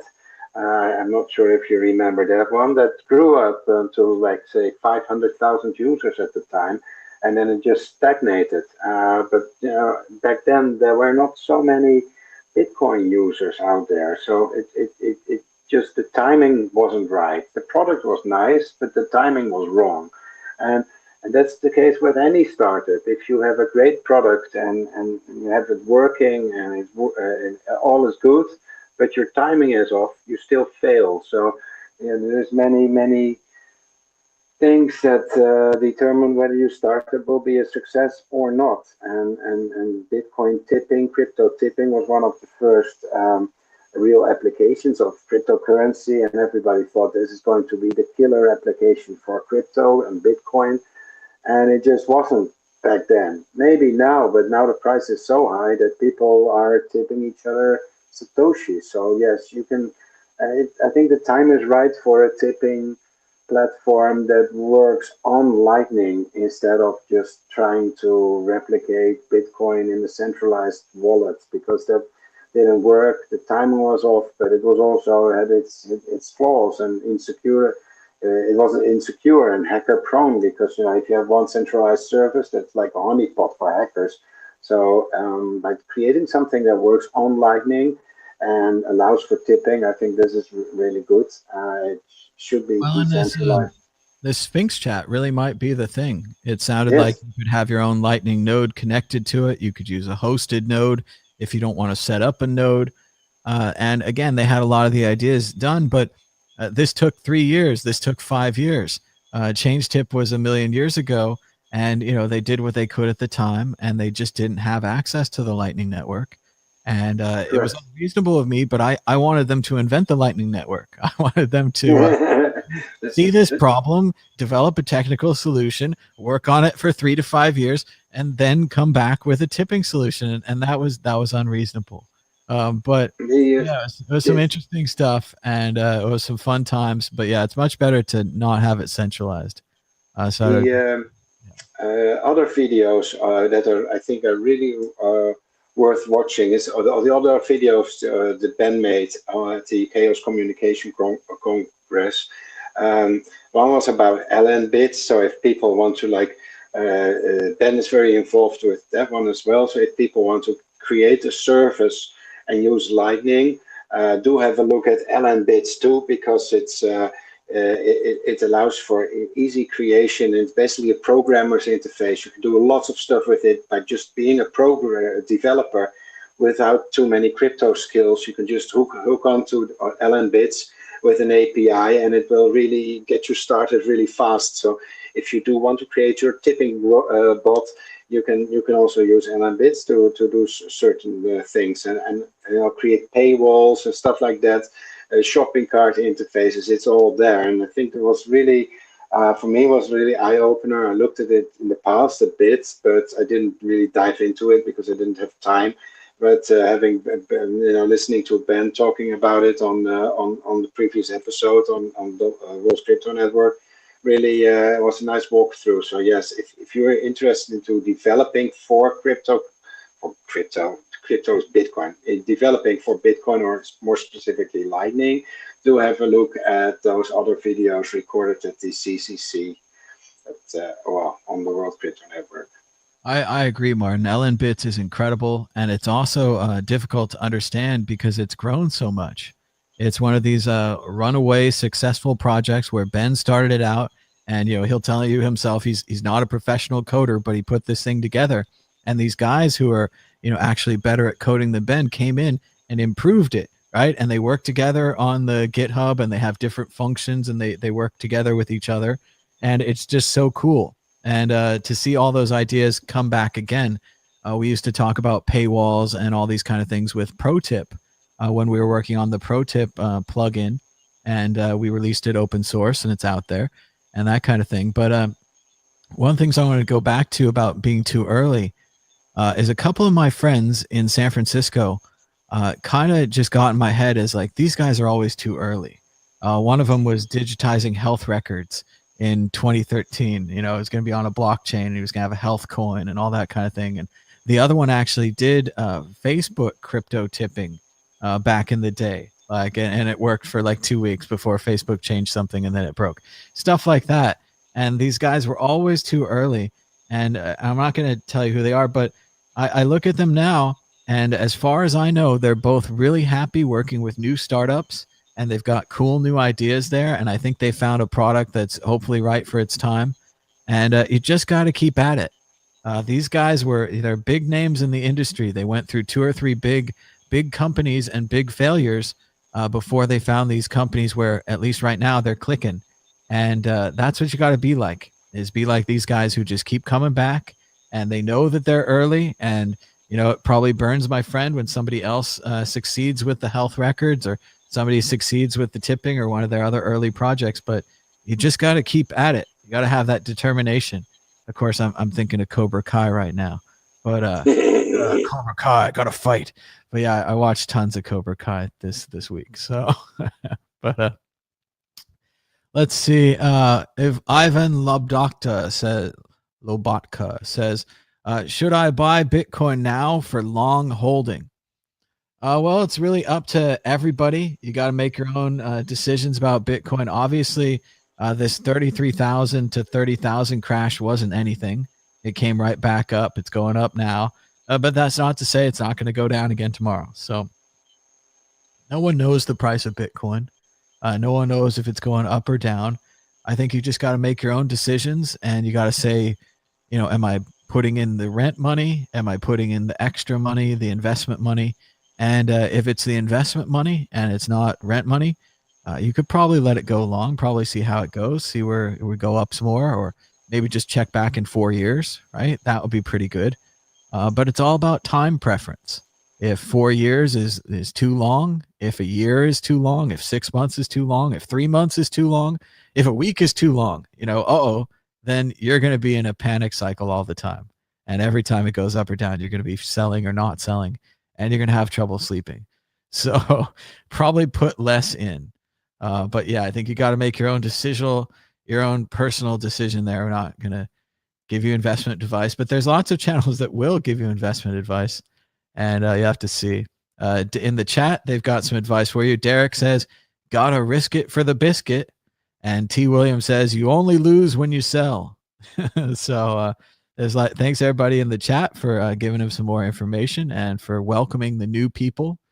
They said we were going to hit 200 viewers. We have 215 consecutive viewers right now, and we got 114 likes. So thanks to everybody for reaching down there, pushing the like button. I know it's free and it's annoying and they all say it, but it really does help to spread the word to other Bitcoiners that there's a good chat. There's some cool people here hanging out. And if they want to join us, the like button is a great way to get their attention. Also, if you're new here, you guys could subscribe. We've been talking about Bitcoin since 2014 here on the World Crypto Network. But that doesn't matter. What have you done for me lately? So, Same Me says, Happy New Year. Happy birthday, Bitcoin. Has been very cool to see Bitcoin. Derek says, should we buy a $5 footlong? Yes. Buy a $5 footlong. Hopefully, if you're in Bitcoin for a couple of years now, you can afford a sandwich. You could even get the cookies and a soda if you want. So I love the great artist on Twitter, Crypto Graffiti. He used to always say back in the day, he'd say, I'm getting guacamole on my burrito today. I'm guacamole rich. You could put that on there for an extra $2. Oh, put some extra meat in there too. We're that level of rich here. So yes, you can get the extra guacamole today. Avocados for you. Desi Man says, as a beginner, should we invest in Bitcoin or any other crypto? Your suggestion. Well, we're kind of a boring Bitcoin maximalist channel here. So generally from us, you're going to hear that you should invest in Bitcoin or that you should at least learn about Bitcoin. We really kind of tell people more to learn about Bitcoin, learn how to use it, try it out, break it, lose it, put $10 in a paper wallet you can't ever get to. It's good it was only $10, not 100. Let's get through all of those growing and learning pains. I always tell people that Bitcoin's like email in 1994. I had an email account and I had no one to email. I didn't even get advertisements, right? That wasn't even a thing. But years later, I knew how to email people. I'd done it before. I'd sent my bad emails. I'd replied to lists. I got it all out of my system early. And when it was time to use email for business, I was ready to email my resume. I was ready to get receipts from Amazon. I could do anything with email. And let's make Bitcoin your email. Learn everything about Bitcoin. Put it in this wallet. Put it in that wallet. And you can do that with $10. You can do that with $20. You just get a little bit so you can send it around. So you can break it and lose it, right? Write down your private keys. Restore your wallet. Do it now while there's only 10 bucks in it, so that if you screw it up, you only lose the 10 bucks. I mean, so I really think there's a lot of great learning to go on in Bitcoin. And if you want to go learn about Ethereum or Litecoin or EOS or one of the other systems that has things to do on it, do it. Learn how to use that thing. Like, I don't know which one of those things is going to be the next thing and what the price is going to be and all that. But if it's cool and you can do stuff on it, then maybe it'll be a thing. Bitcoin, what's really cool is you can send people value. You can donate money to the show. You can pay a graphic designer. You can donate to a charity or a cause. There's all kinds of really cool things that you can do just with the ability to send value around the internet. So if you think that's cool, sending value around the internet, and you think that other people are going to think it's cool to send value around the internet in the future, well, then you should probably invest a little bit in Bitcoin. But again, you want to invest reasonably, something you can afford to lose, not all in one stack. Have some in some safe investments, some in some exciting investments. Got to do a whole portfolio. But you're going to ignore all that and you're going to put the 10K straight into Bitcoin right away. So I don't know, like all these things, I tell you this, but at the end of it, you're like, oh yeah, but I put it all in now. See, look at Martin, he's knocking things over. He's got to get. Yeah, sorry about that. That's okay. But yeah, so it's very hard to say when you should invest in Bitcoin. And somebody else was saying in the chat, when should I sell? And again, it's very hard. It's very personal. And I agree. I think the main thing is that you're going to make lots of mistakes, and you have to forgive yourself for those. Like, I've made lots of mistakes, even here. This is a long chat, but if you go back, you'll find out that I could have bought at $1 and I could have bought at $30, and I bought a little bit at 300 and all these things. But you sell it along the way. You buy it back, you sell it again, you freak out. So give yourself the permission to make those mistakes. You're new into Bitcoin. Maybe this is the lowest price you'll ever see.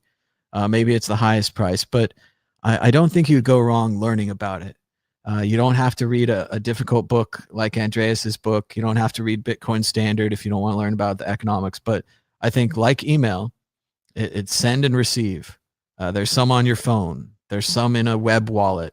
You put some into an exchange somewhere. You put some into some gambling website. You bought something off the internet with it. If you make yourself a little checklist of these 5 or 6 things that you've never done before with Bitcoin, and if you do them and it costs you a couple $100, I think the learning part of learning how to do all that is going to pay off in the future. Someone in the future is going to say, hey, I need to create a Bitcoin wallet. And you'll be like, sir, I know how to do that. And they'll be like, are you crazy rich? And you're like, no, I just learned these things because I like learning things, and I learned things about computers, and it comes in handy in the future. That's my past. I learned Microsoft Word. It came in handy. I learned Photoshop and video editing and all these things I was interested in. And later on, people were like, yeah, we'll pay you to do that for us. You're good at computers. So if you get good at Bitcoin, someone will pay you to do it. Or you could work support at a Bitcoin wallet, or you could work someday if we had a Bitcoin foundation. If we had evangelists, you could be a Bitcoin evangelist. There's all kinds of neat things that you can do in Bitcoin, not just buying it and selling it, not just buying it cheap and selling it for more. So think about it more like you heard about it because the price went up, right? That got you in the door, right? That was the sale, right? The big sale, price up. But once you got in the door, you were like, this is more like an electronics shop full of cool things that I can use.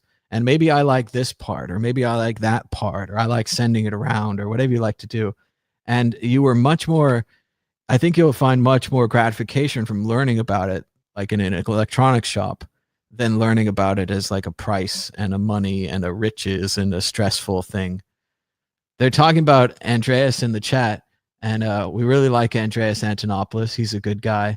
And he used to be on these shows with us back in the day, and he would hang out with us, and we'd talk about the Senate had a hearing on Bitcoin or something like that, stuff like that. So one of the things Andreas used to say when he got really into Bitcoin is he always described it as going down a rabbit hole. And he said that he got into a fugue state. And a lot of us, well, we understand what a fugue is, right? Because we understand music and toccata and fugue, and it was in Fantasia. But we don't really know what a fugue state is. But for Andreas, at least the way he describes it, is that he did nothing but Bitcoin for weeks and weeks and weeks. He would sit at his computer and he would read about it, and he wouldn't eat food and he wouldn't drink water, and he ignored his wife. And a lot of us are like, what? Andreas had a wife? And then all these other things, and he ignored his whole life. And I imagine him not changing and wearing a t-shirt with holes in it and just the boxer shorts and just nothing. And it just his beard's getting long. And he just gets completely obsessed about Bitcoin. And this is when Bitcoin really had like no value, right? This is before the finance guys were into Bitcoin and before the football players were into Bitcoin and before they put Bitcoin on CNBC. This is when they laughed at anyone that was into Bitcoin. They're like, you're a total idiot. You're into Bitcoin. And Andreas comes out of this thing after spending all his time there. And again, trying to learn from people smarter than me, like the quote says. Andreas comes out of this and he's more into Bitcoin at the end than he was at the beginning. What you want to look for when someone smart goes off and does a bunch of research and you don't have to do the research, you want to look for the results of that research. You want to read the conclusion at the top of the paper. And the conclusion at the top of the paper that I got from that, and this is just stories he's telling back in the day, is that Andreas, who's smarter than me, knows that Bitcoin is super cool. So whatever I think, I put that second to this smart guy. So yeah, Andreas has been great. He's been a great spokesperson and for Bitcoin. He's promoted it, and people gave him a lot of money one time. And if you look at what he's done with that money, it's actually really great. He has all these how-to videos. They're very professional. He does videos like this, live videos with questions and answers, and talks about things. And he's just been a great spokesperson for Bitcoin. So yeah, if you're new to Bitcoin, you're looking for someone to follow, you can't go wrong with Andreas Antonopoulos. So, but we're still going to try to get through some more questions. So that was a good beginner question. Oh, here's a good one. B. L. Dewayan writes in, I know him. We got to meet in London. And he says that his little Bangladeshi friend is happy with his Satoshis. This was a really cool story that he would tell us back in the day. He knew this kid that lived in Bangladesh, and he had managed to explain to him about Bitcoin and what it was. And he gave him some, and it was only like $20 or $100, which, you know, over here in the US that's not a lot of money. But in Bangladesh already, just based on the conversion, that's a lot of money, right? That really could have helped out his family if he just freaked out and sold. But instead, what BL Dwyan had told me about it is that this kid understood what he had. He understood that the private key was the magic words, and that as long as he had that, his money could never be taken away from him. And his family knew that they had wealth in the past and it had been taken from them, and they knew what that was like. And he knew the difference between storing his money at home and having those private words, having the private keys, versus storing your money in a bank or even a crypto bank. And yeah, it's very interesting. And I imagine those $100 or so back in the day have done very well. And if he's still holding them, and I think he is, he'll do well. So that's very cool to get an update from BL Dwyan, one of the great commenters around here. It's funny, you go through this Bitcoin thing years and years and years, you get different periods of cool commenters. And there's always like one guy that comes around and leaves me a really nice, insightful comment. He's listening to what I'm saying. He's thinking about it. And it doesn't have to be that many. As long as there's one, like, it's still worth doing, and it's still fun to hang out with you guys. So yeah, if you want to do a good comment, or if you want to discuss something in the comments, maybe you're not here for the live show and you want to catch up later, it's always good in the comments. So you can put a good comment in. Ryan Price has a good question here. He says, speaking of cold wallets for Bitcoin, any recommendations? Now, in the old days, we used to talk more about making paper wallets, but kind of what happened was the JavaScript number generator wasn't really that random. So if you built your wallet based on the JavaScript number generator, it wasn't that random, and then maybe it could be figured out. So paper wallets are a lot less popular these days because you just can't really be secure in them. You can't feel that safe.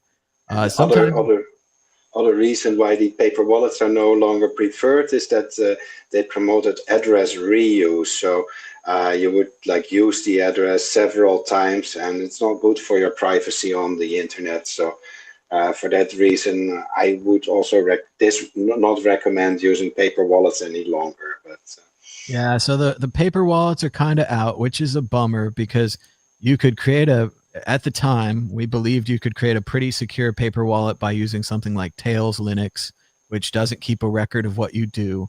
And you could boot into that and you could print out a piece of paper. And yeah, your printer could be a spy. There's lots of potential for spies along the way. But as long as your printer wasn't a spy and your computer wasn't a spy, you could print a paper wallet. But those days have pretty much passed. But that unfortunately leaves the market to kind of Trezor and Ledger, and maybe something like Cold Card. They also make some, and they also make some kind of single-use wallets. The little you poke out the chip on the wallet, and it gives you the key. Those are pretty cool. The problem is now, and I hate to do this because I already got you on the right track, right? You want to own your own keys. You want to have a paper, or you want to have a private wallet at home so you can own your keys. The problem is now is that the Ledger database got hacked. So not Ledger's security, their security, as far as I know, is fine. Their wallets are fine, but the addresses and the information about the people that bought those wallets got leaked. So now I have to tell you that the best way to buy a Bitcoin hardware wallet is to get a PO box. So this might be a deal breaker for a lot of people, especially now with the pandemic. I don't want to go outside either. But you know, you got to get like a mail hosting service in Europe. I hear that the mail hosting services don't take packages, so that's a bummer. I want to advise people against sending it to a family member's house or a friend's house. That's not cool either. Assuming the worst, that this does echo back on people. So yeah, you've got to find a way to get a package. Then I would just suggest ordering a Trezor or a Ledger. We always recommend people buy them directly from the company, so that there's less chance of it being like a secret evil pirate program inside there that steals your money. Although I think that the Crypto HW wallet guy is a good guy, but again, I can't vouch. There's some of those on Amazon. Some of them are cheaper even. So, but yeah, then the problem is if you order it to your home, then you're on a list potentially. I guess if you bought one on Amazon and you trusted Crypto HW wallet guy, you'd have a pretty good chance of it. And it's unlikely that Amazon's database gets hacked. But after the Ledger leak, I think Trezor probably keeps less of a database. Yeah, what they do is they delete all the records after 3 months. So, after 3 months, that the package has been delivered, and then they just delete the records from their website.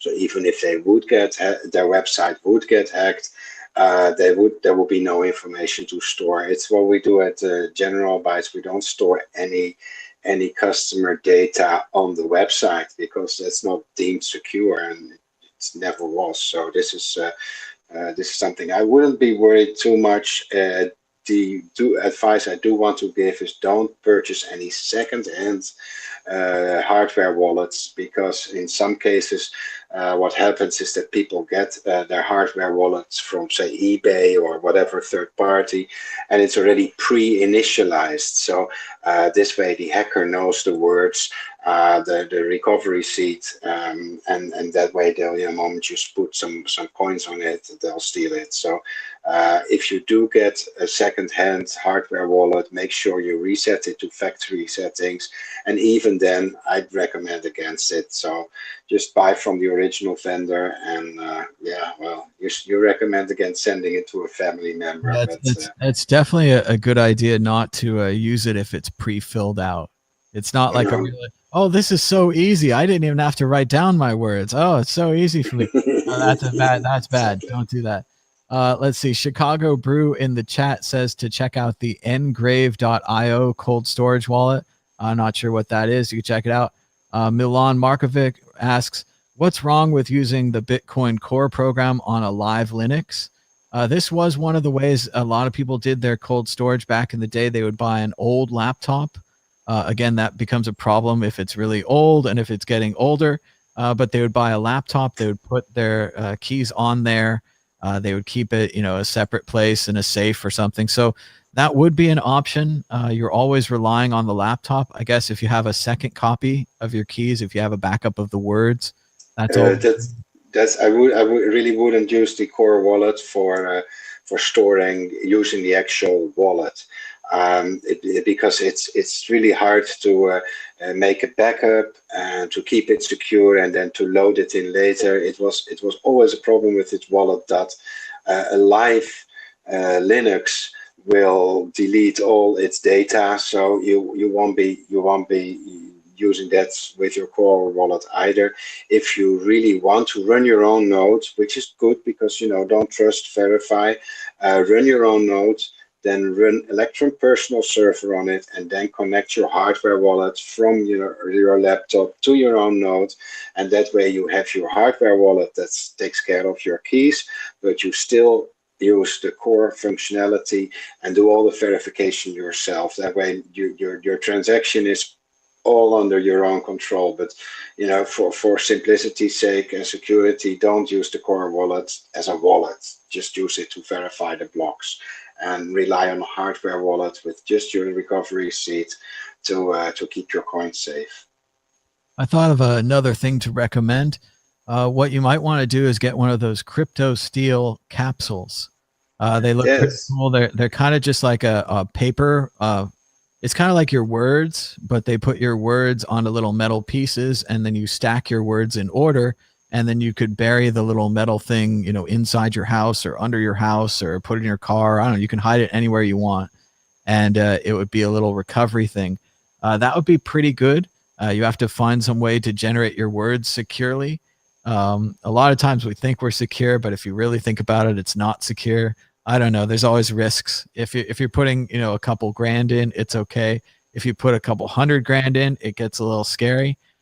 So another neat thing to learn from Andreas, and I don't want to out him here or anything, but one of the things I heard about back in the day is that if your Bitcoin paper wallets got too big, if you started out and you had like 5 Bitcoins on each one, and then Bitcoin went up way too much, you might want to have wallets with 1 Bitcoin in them. So in the same way you can buy a Trezor or a Ledger, let me blow your mind and tell you that you can buy a second one. You can buy a third one, especially if your investment is worth millions of dollars. You can store it in multiple safe deposit boxes, right? At different banks in different cities, right? You have to think about this. It's another one of those things you don't think about it, but you're like, oh yeah, for like they say in Contact, they're like, for twice the price, you could get 2 of them. There's a nice feature in the Trezor Model T, that's the one with the touchscreen, and it allows you to create a split seed recovery seed, a split share recovery seed, or Shamir shared seed, or something like that. And what it does is that you can split up your recovery seed into separate recovery seeds. So for example, if you and I would have Thomas and I would have like a wallet shared together, and we want to make sure that none of us is able to restore that wallet, but in case one of us dies, then the other person should be able to restore the wallet. We can create a recovery seed, say for example, with 3 parts, 3 times the 20-something words. And then Thomas would have his share, I would have my share, and we would be able to put the third share, because it's just a few number of words. We put it at a notary, and the moment one of us would die, then the notary would reveal those words, and then the surviving party can recreate the Bitcoin with the parts they already had, which is really cool. It's like the digital equivalent of a will. It should, if Thomas decides, I'm going to quit the World Crypto Network and I'm going to sell all the coins, then we can just mutually agree to come together, combine the seeds, recreate the wallet, and then spend those coins. So this is a good strategy if you have a family or you're with a business partner. The Shamir shared or Shamir split seed is a good feature of the Trezor Model T. If you're like an institutional investor and you want to make sure that you're not depending on any vulnerabilities that might be there inside of the hardware wallet. And then you can create a caravan of different hardware wallets. So for example, you have a ledger, and you have a Trezor, and you have a separate Trezor, a third one, and you can create a caravan where you have to use all of them to be able to spend those coins. So there's a good number of strategies. Thomas just suggested, like, you can have like one Bitcoin Computer. Live streaming is on. Oh yeah. So Thomas just suggested buying multiple Trezors or ledgers or the hardware wallets. What you can do in most cases, that you have your recovery seed, you can add like an extra password onto that. So for example, you have your wallet initialized with the password, but you can have several wallets with several passwords. This gives you what they call plausible deniability. So you put a little bit of coins or satoshis into one wallet, and then keep the rest of your stash in another wallet. So that way I love that one, but I also don't like it when we tell people about that one. No, but it's something. I'm not sure if it will bring people extra security. It will probably cause confusion, but it's something that is suggested, even though there's no data actually backing up that security. Let's see. There's another question in the chat. They say, "What's your favorite mobile wallet right now?" I was with Airbits for a long time. They became Edge, and that's still a really good wallet. But right now, I'm with Green Address. Green Address is by the Blockstream company. It's a really clean, nice wallet. And what I like about Green Address is that it's difficult to set up. Now, hang on with me. Hold on. Oh, what do you mean it's hard to set up? Well, here's what I like. Let me tell you a story. So we're in Romania, of all places, and I want to tip the counter girl who's giving people their drinks at the Bitcoin conference, and I want to tip her in Bitcoin, right? It's a Bitcoin conference. So, she doesn't have a Bitcoin wallet, so I got her set up on Green Address wallet. And what I like about Green Address is that it makes you write down your words. So what's nice about this, let's say that she loses her phone, she deletes her phone, it completely forgets about it, but years later hears about this Bitcoin and says, hey, I got $50 worth of tips in that Bitcoin thing. I've got to get that. If she goes back to her notebook, which is a relatively easy thing, most people keep their notebooks. You can hold on to a piece of paper pretty easily, put it in your safe deposit box or whatever. As long as she keeps that notebook with those original words, she can always get that $50 back. So it makes it a little more difficult if you're setting somebody up at a club or in an Uber or whatever. But if they've got 15 minutes to learn about Bitcoin from you, and really they should, especially if you're going to give them $1 or give them $10 or whatever you got to do these days to get somebody to try out Bitcoin. But no, I like it. I like having them write down the words, and I like stressing to them that the words are their key, that the words are not, unique to the Blockstream program or unique to this program or that program. The words are the key. So as long as you keep those words, you keep your coins. Unless somebody else finds out about those words. So definitely one of the things I think you should do if you want to learn about Bitcoin, as I was saying earlier, you don't have to put all your money in. You don't have to be an investor. You can learn how to use it like you learn how to use email. But yeah, I'd say get that Green wallet. Green Address used to be the old name. Green is the new name. But get that wallet, write down those words, delete that wallet. Delete it off your phone, have the worst case scenario. You've lost everything. It's all gone. And then figure out some other program like the Bitcoin Core wallet or another wallet on another thing or Coinbase or whatever, and type those words in and get your $10 back, right? Let's do all the experimenting at the $10 level. And then maybe someday in the future, we'll have more money and we won't screw up and lose all our money. So I think there's a lot of great things that you can still learn about Bitcoin, and it doesn't cost a lot of money to learn. Just make sure that people, like when you recover your seed into another wallet, make sure that you don't never ever type those words on a web page or something, because that will be problematic and you'll lose all your funds. So once you use those words are done. Don't put any more into that account. Get a new account with some new words. You can create a lot of Bitcoin accounts, right? Just like with wallets, you can create a lot of wallets, right? You got to have more than one Trezor, have more than one Bitcoin wallet, have more than one account. Try this thing out, right? What wallet do you use for Lightning payments on your mobile? Lightning payments, I've got a couple right now. I'm trying them all out. I'm trying to learn about Lightning. I like this wallet of Satoshi. It seems really simple. It has a good backup system. It also made me put my email and stuff in so I won't lose my Lightning payments if I lose my phone. I remember with the Lightning, it's a lot less money most of the time. So if you lose a couple $100 or if you have a couple $100 in a centralized service, it's not so bad. But yeah, like Wallet of Satoshi, Blue Wallet, BLUU or BLU, something like that. Blue Wallet is very good. I also like Lightning Strike and Zap by Jack Mallers. I use the Breeze one.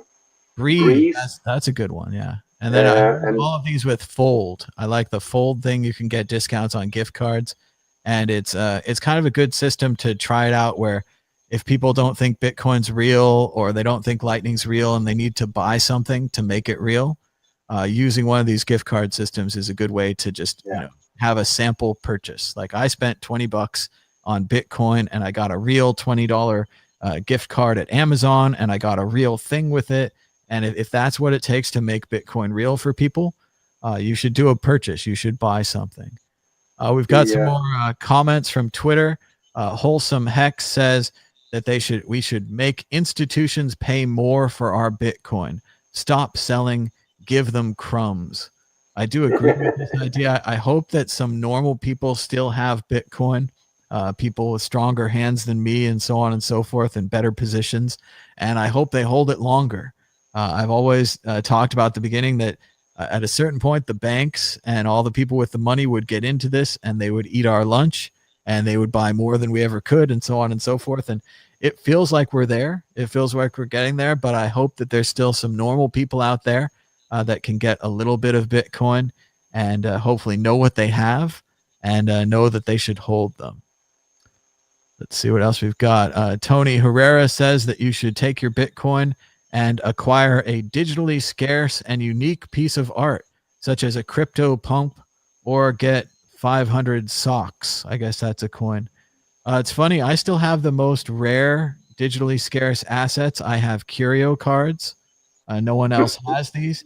They came out before the Ethereum 721 token standard that makes NFTs possible, and they're mentioned in the standard.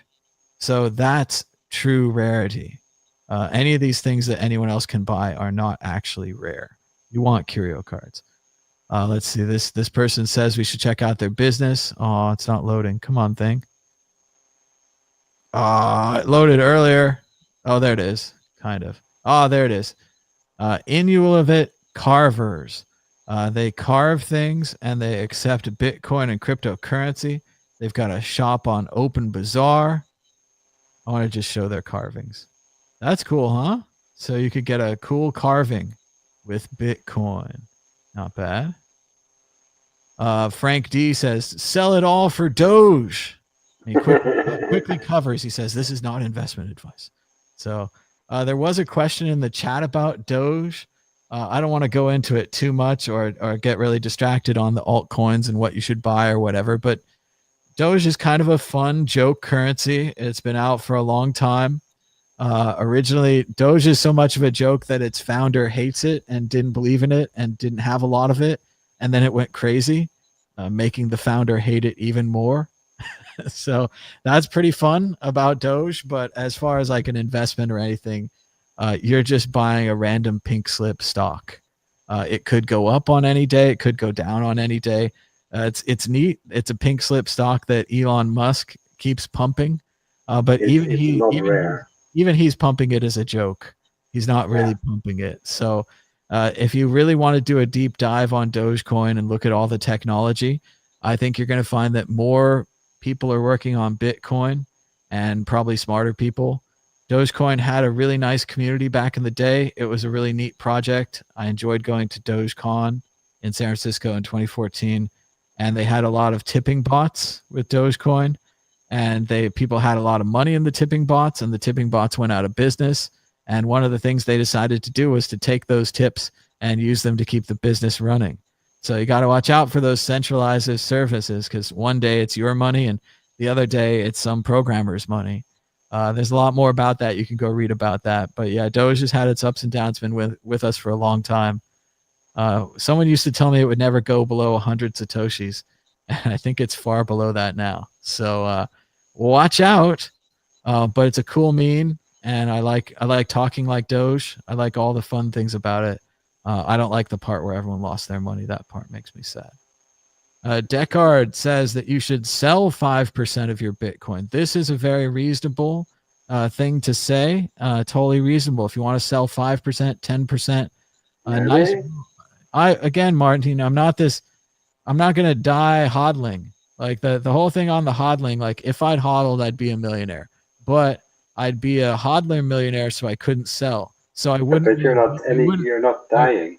I wouldn't really be a millionaire. So I really don't. I don't know that the hodler philosophy really leads to anything. I think what the guy's saying here, the 95% hodler, that guy gets to have cookies with his sandwich. This guy gets the extra guacamole. So, you gotta. And I was gonna say, if 10% would change your life, if 10% would pay off your credit card bills, or get you a nicer apartment, or get you a good pillow to sleep on, or buy you a new pair of shoes, or a laptop, or something that you use like every day, like the real important things like food and life and laptops and health, do it. If you can sell 10% and buy medical insurance, you should do it. Sorry, we can't, like, I wish we could all hodl everything forever, but you're going to have to sell at some point. And it's better to sell when you feel good about it. I often have to sell when I don't feel good about it and I regret it later. At least right now, if you're looking at 30K and you feel good about it, and sure, if it goes to 60K, you'll feel a little worse. You'll still feel good about selling 30K if you bought 10K or something. So, and again, you don't have to sell it all. It's not like everything's not existential. Everyone's like all or nothing. I'm a Bitcoiner or I'm not a Bitcoiner. And you can also take out a loan. Yeah, on those Bitcoin, and then you still have those Bitcoin. The loan thing. Do the loan thing and get 5% that way. Like even though again you're taking a risk because you won't control your keys, but you got to take calculated risks, right? Exactly. Shredder says you should dump it. YFT says take a break before the next hold my beer moment. That could be an up or down hold my beer. So that's why it's always nice to get $100 or get $1,000, get next month's rent on the side, that kind of thing. We got an advertisement for Hex. Oh, only one ad? Oh, come on, guys. You can do better than that. But thanks to everybody who participated on Twitter and talked about what we should do next with Bitcoin. I really did want to have a discussion, not about the price. It's exciting that the price went to 33K and back to 30 and then back to 32K while we were talking. But that's not because of the likes. It's because of the likes. It's because we got 146 likes. So the people know, the people that like the video. So we also have the chat here. I think the chat's been going for quite a while.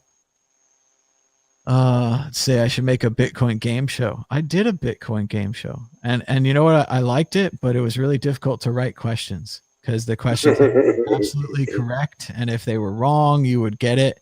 And then they had to be at varying levels of difficulty. So some things that you think are easy, people think are hard. So it's very difficult, but I did have fun on my game show. And I had Roger Ver as a guest a while ago during the Bitcoin crisis. And I like Roger. He's a good guy. I let him talk about his project and people got mad at me, but that's okay. And I think he was wrong about Bitcoin scaling and Bitcoin Cash. But also I respect him, and I respect him to be wrong and to do his own thing. And if Roger wants to come back, I would welcome him back. I welcome everybody back to Bitcoin.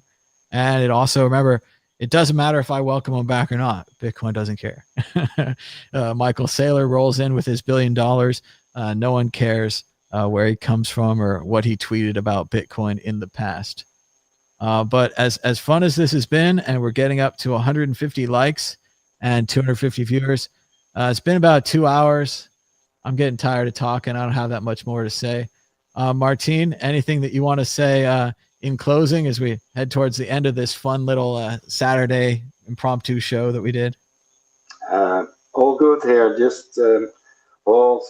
If you really want to cash out some Bitcoin, just have a look at those loan options, because if you want to cash out 5%, but you put 10% in as a deposit, and then you get your loan, you're in euro or dollar, and with the price being able to go up or down, you'd risk 10% at maximum. So I think that this is really what's changing the current bull run, is that people don't have to sell to be able to enjoy life a bit and get the extra guacamole on. Extra guacamole for everybody. And, it's funny in the chat, somebody got my priorities right. They're like food, life, and laptops. Yeah, there you go. So no, I don't think I'm going to buy a laptop today, but maybe soon. But we should show the donation address in case anyone wants to donate again. Let's see. So here we go. Let's see. Share the screen. All the buttons. Are you sure you want to share the screen? Hey, we got a donation. 31,000 Satoshis. So thanks so much to donating. We have our $1 million fundraiser. You can check this out at Tallycoin /s/1 million. We're trying to raise $1 million for Mad Bitcoins in the World Crypto Network. We have 12 million Satoshis raised so far, but our goal is 3 billion Satoshis. So that's a lot. We do have a smaller donation drive if you want to donate for Mad Bitcoins to get a new laptop, mainly because of the keyboard. This seems like a ridiculous thing, but the keyboard on my laptop is not good, and I'd rather buy a new one with a new keyboard. It seems silly. But if you want to donate, it's only $1,400 or 0.04 Bitcoin. Seems very inexpensive. That's just 4,373,770 Satoshis. So basically, if you were an early Bitcoiner and you're laughing at me asking for 0.04 for a laptop and you want to just drop it on me, you could just drop it right here on the QR code on your screen or in the link down below. Or you can check it out on tallyco.in. Remember, anyone can have your own fundraiser on Tallycoin.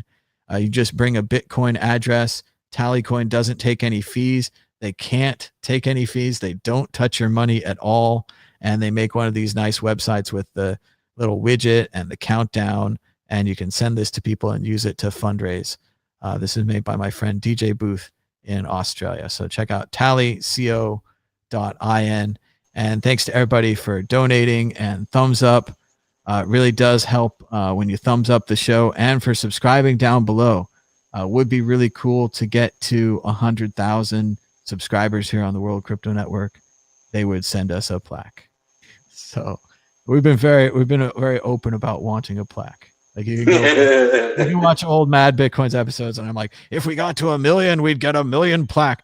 And now I'm like, if we get to 100,000, we get 100,000 plaque. That'd be pretty cool. But nah. It's just more people for the chat, more people to hang out with, and then maybe even more potential hosts on the World Crypto Network. If you want to host a show or be on our shows, you can find your way on just by hanging out and just being available.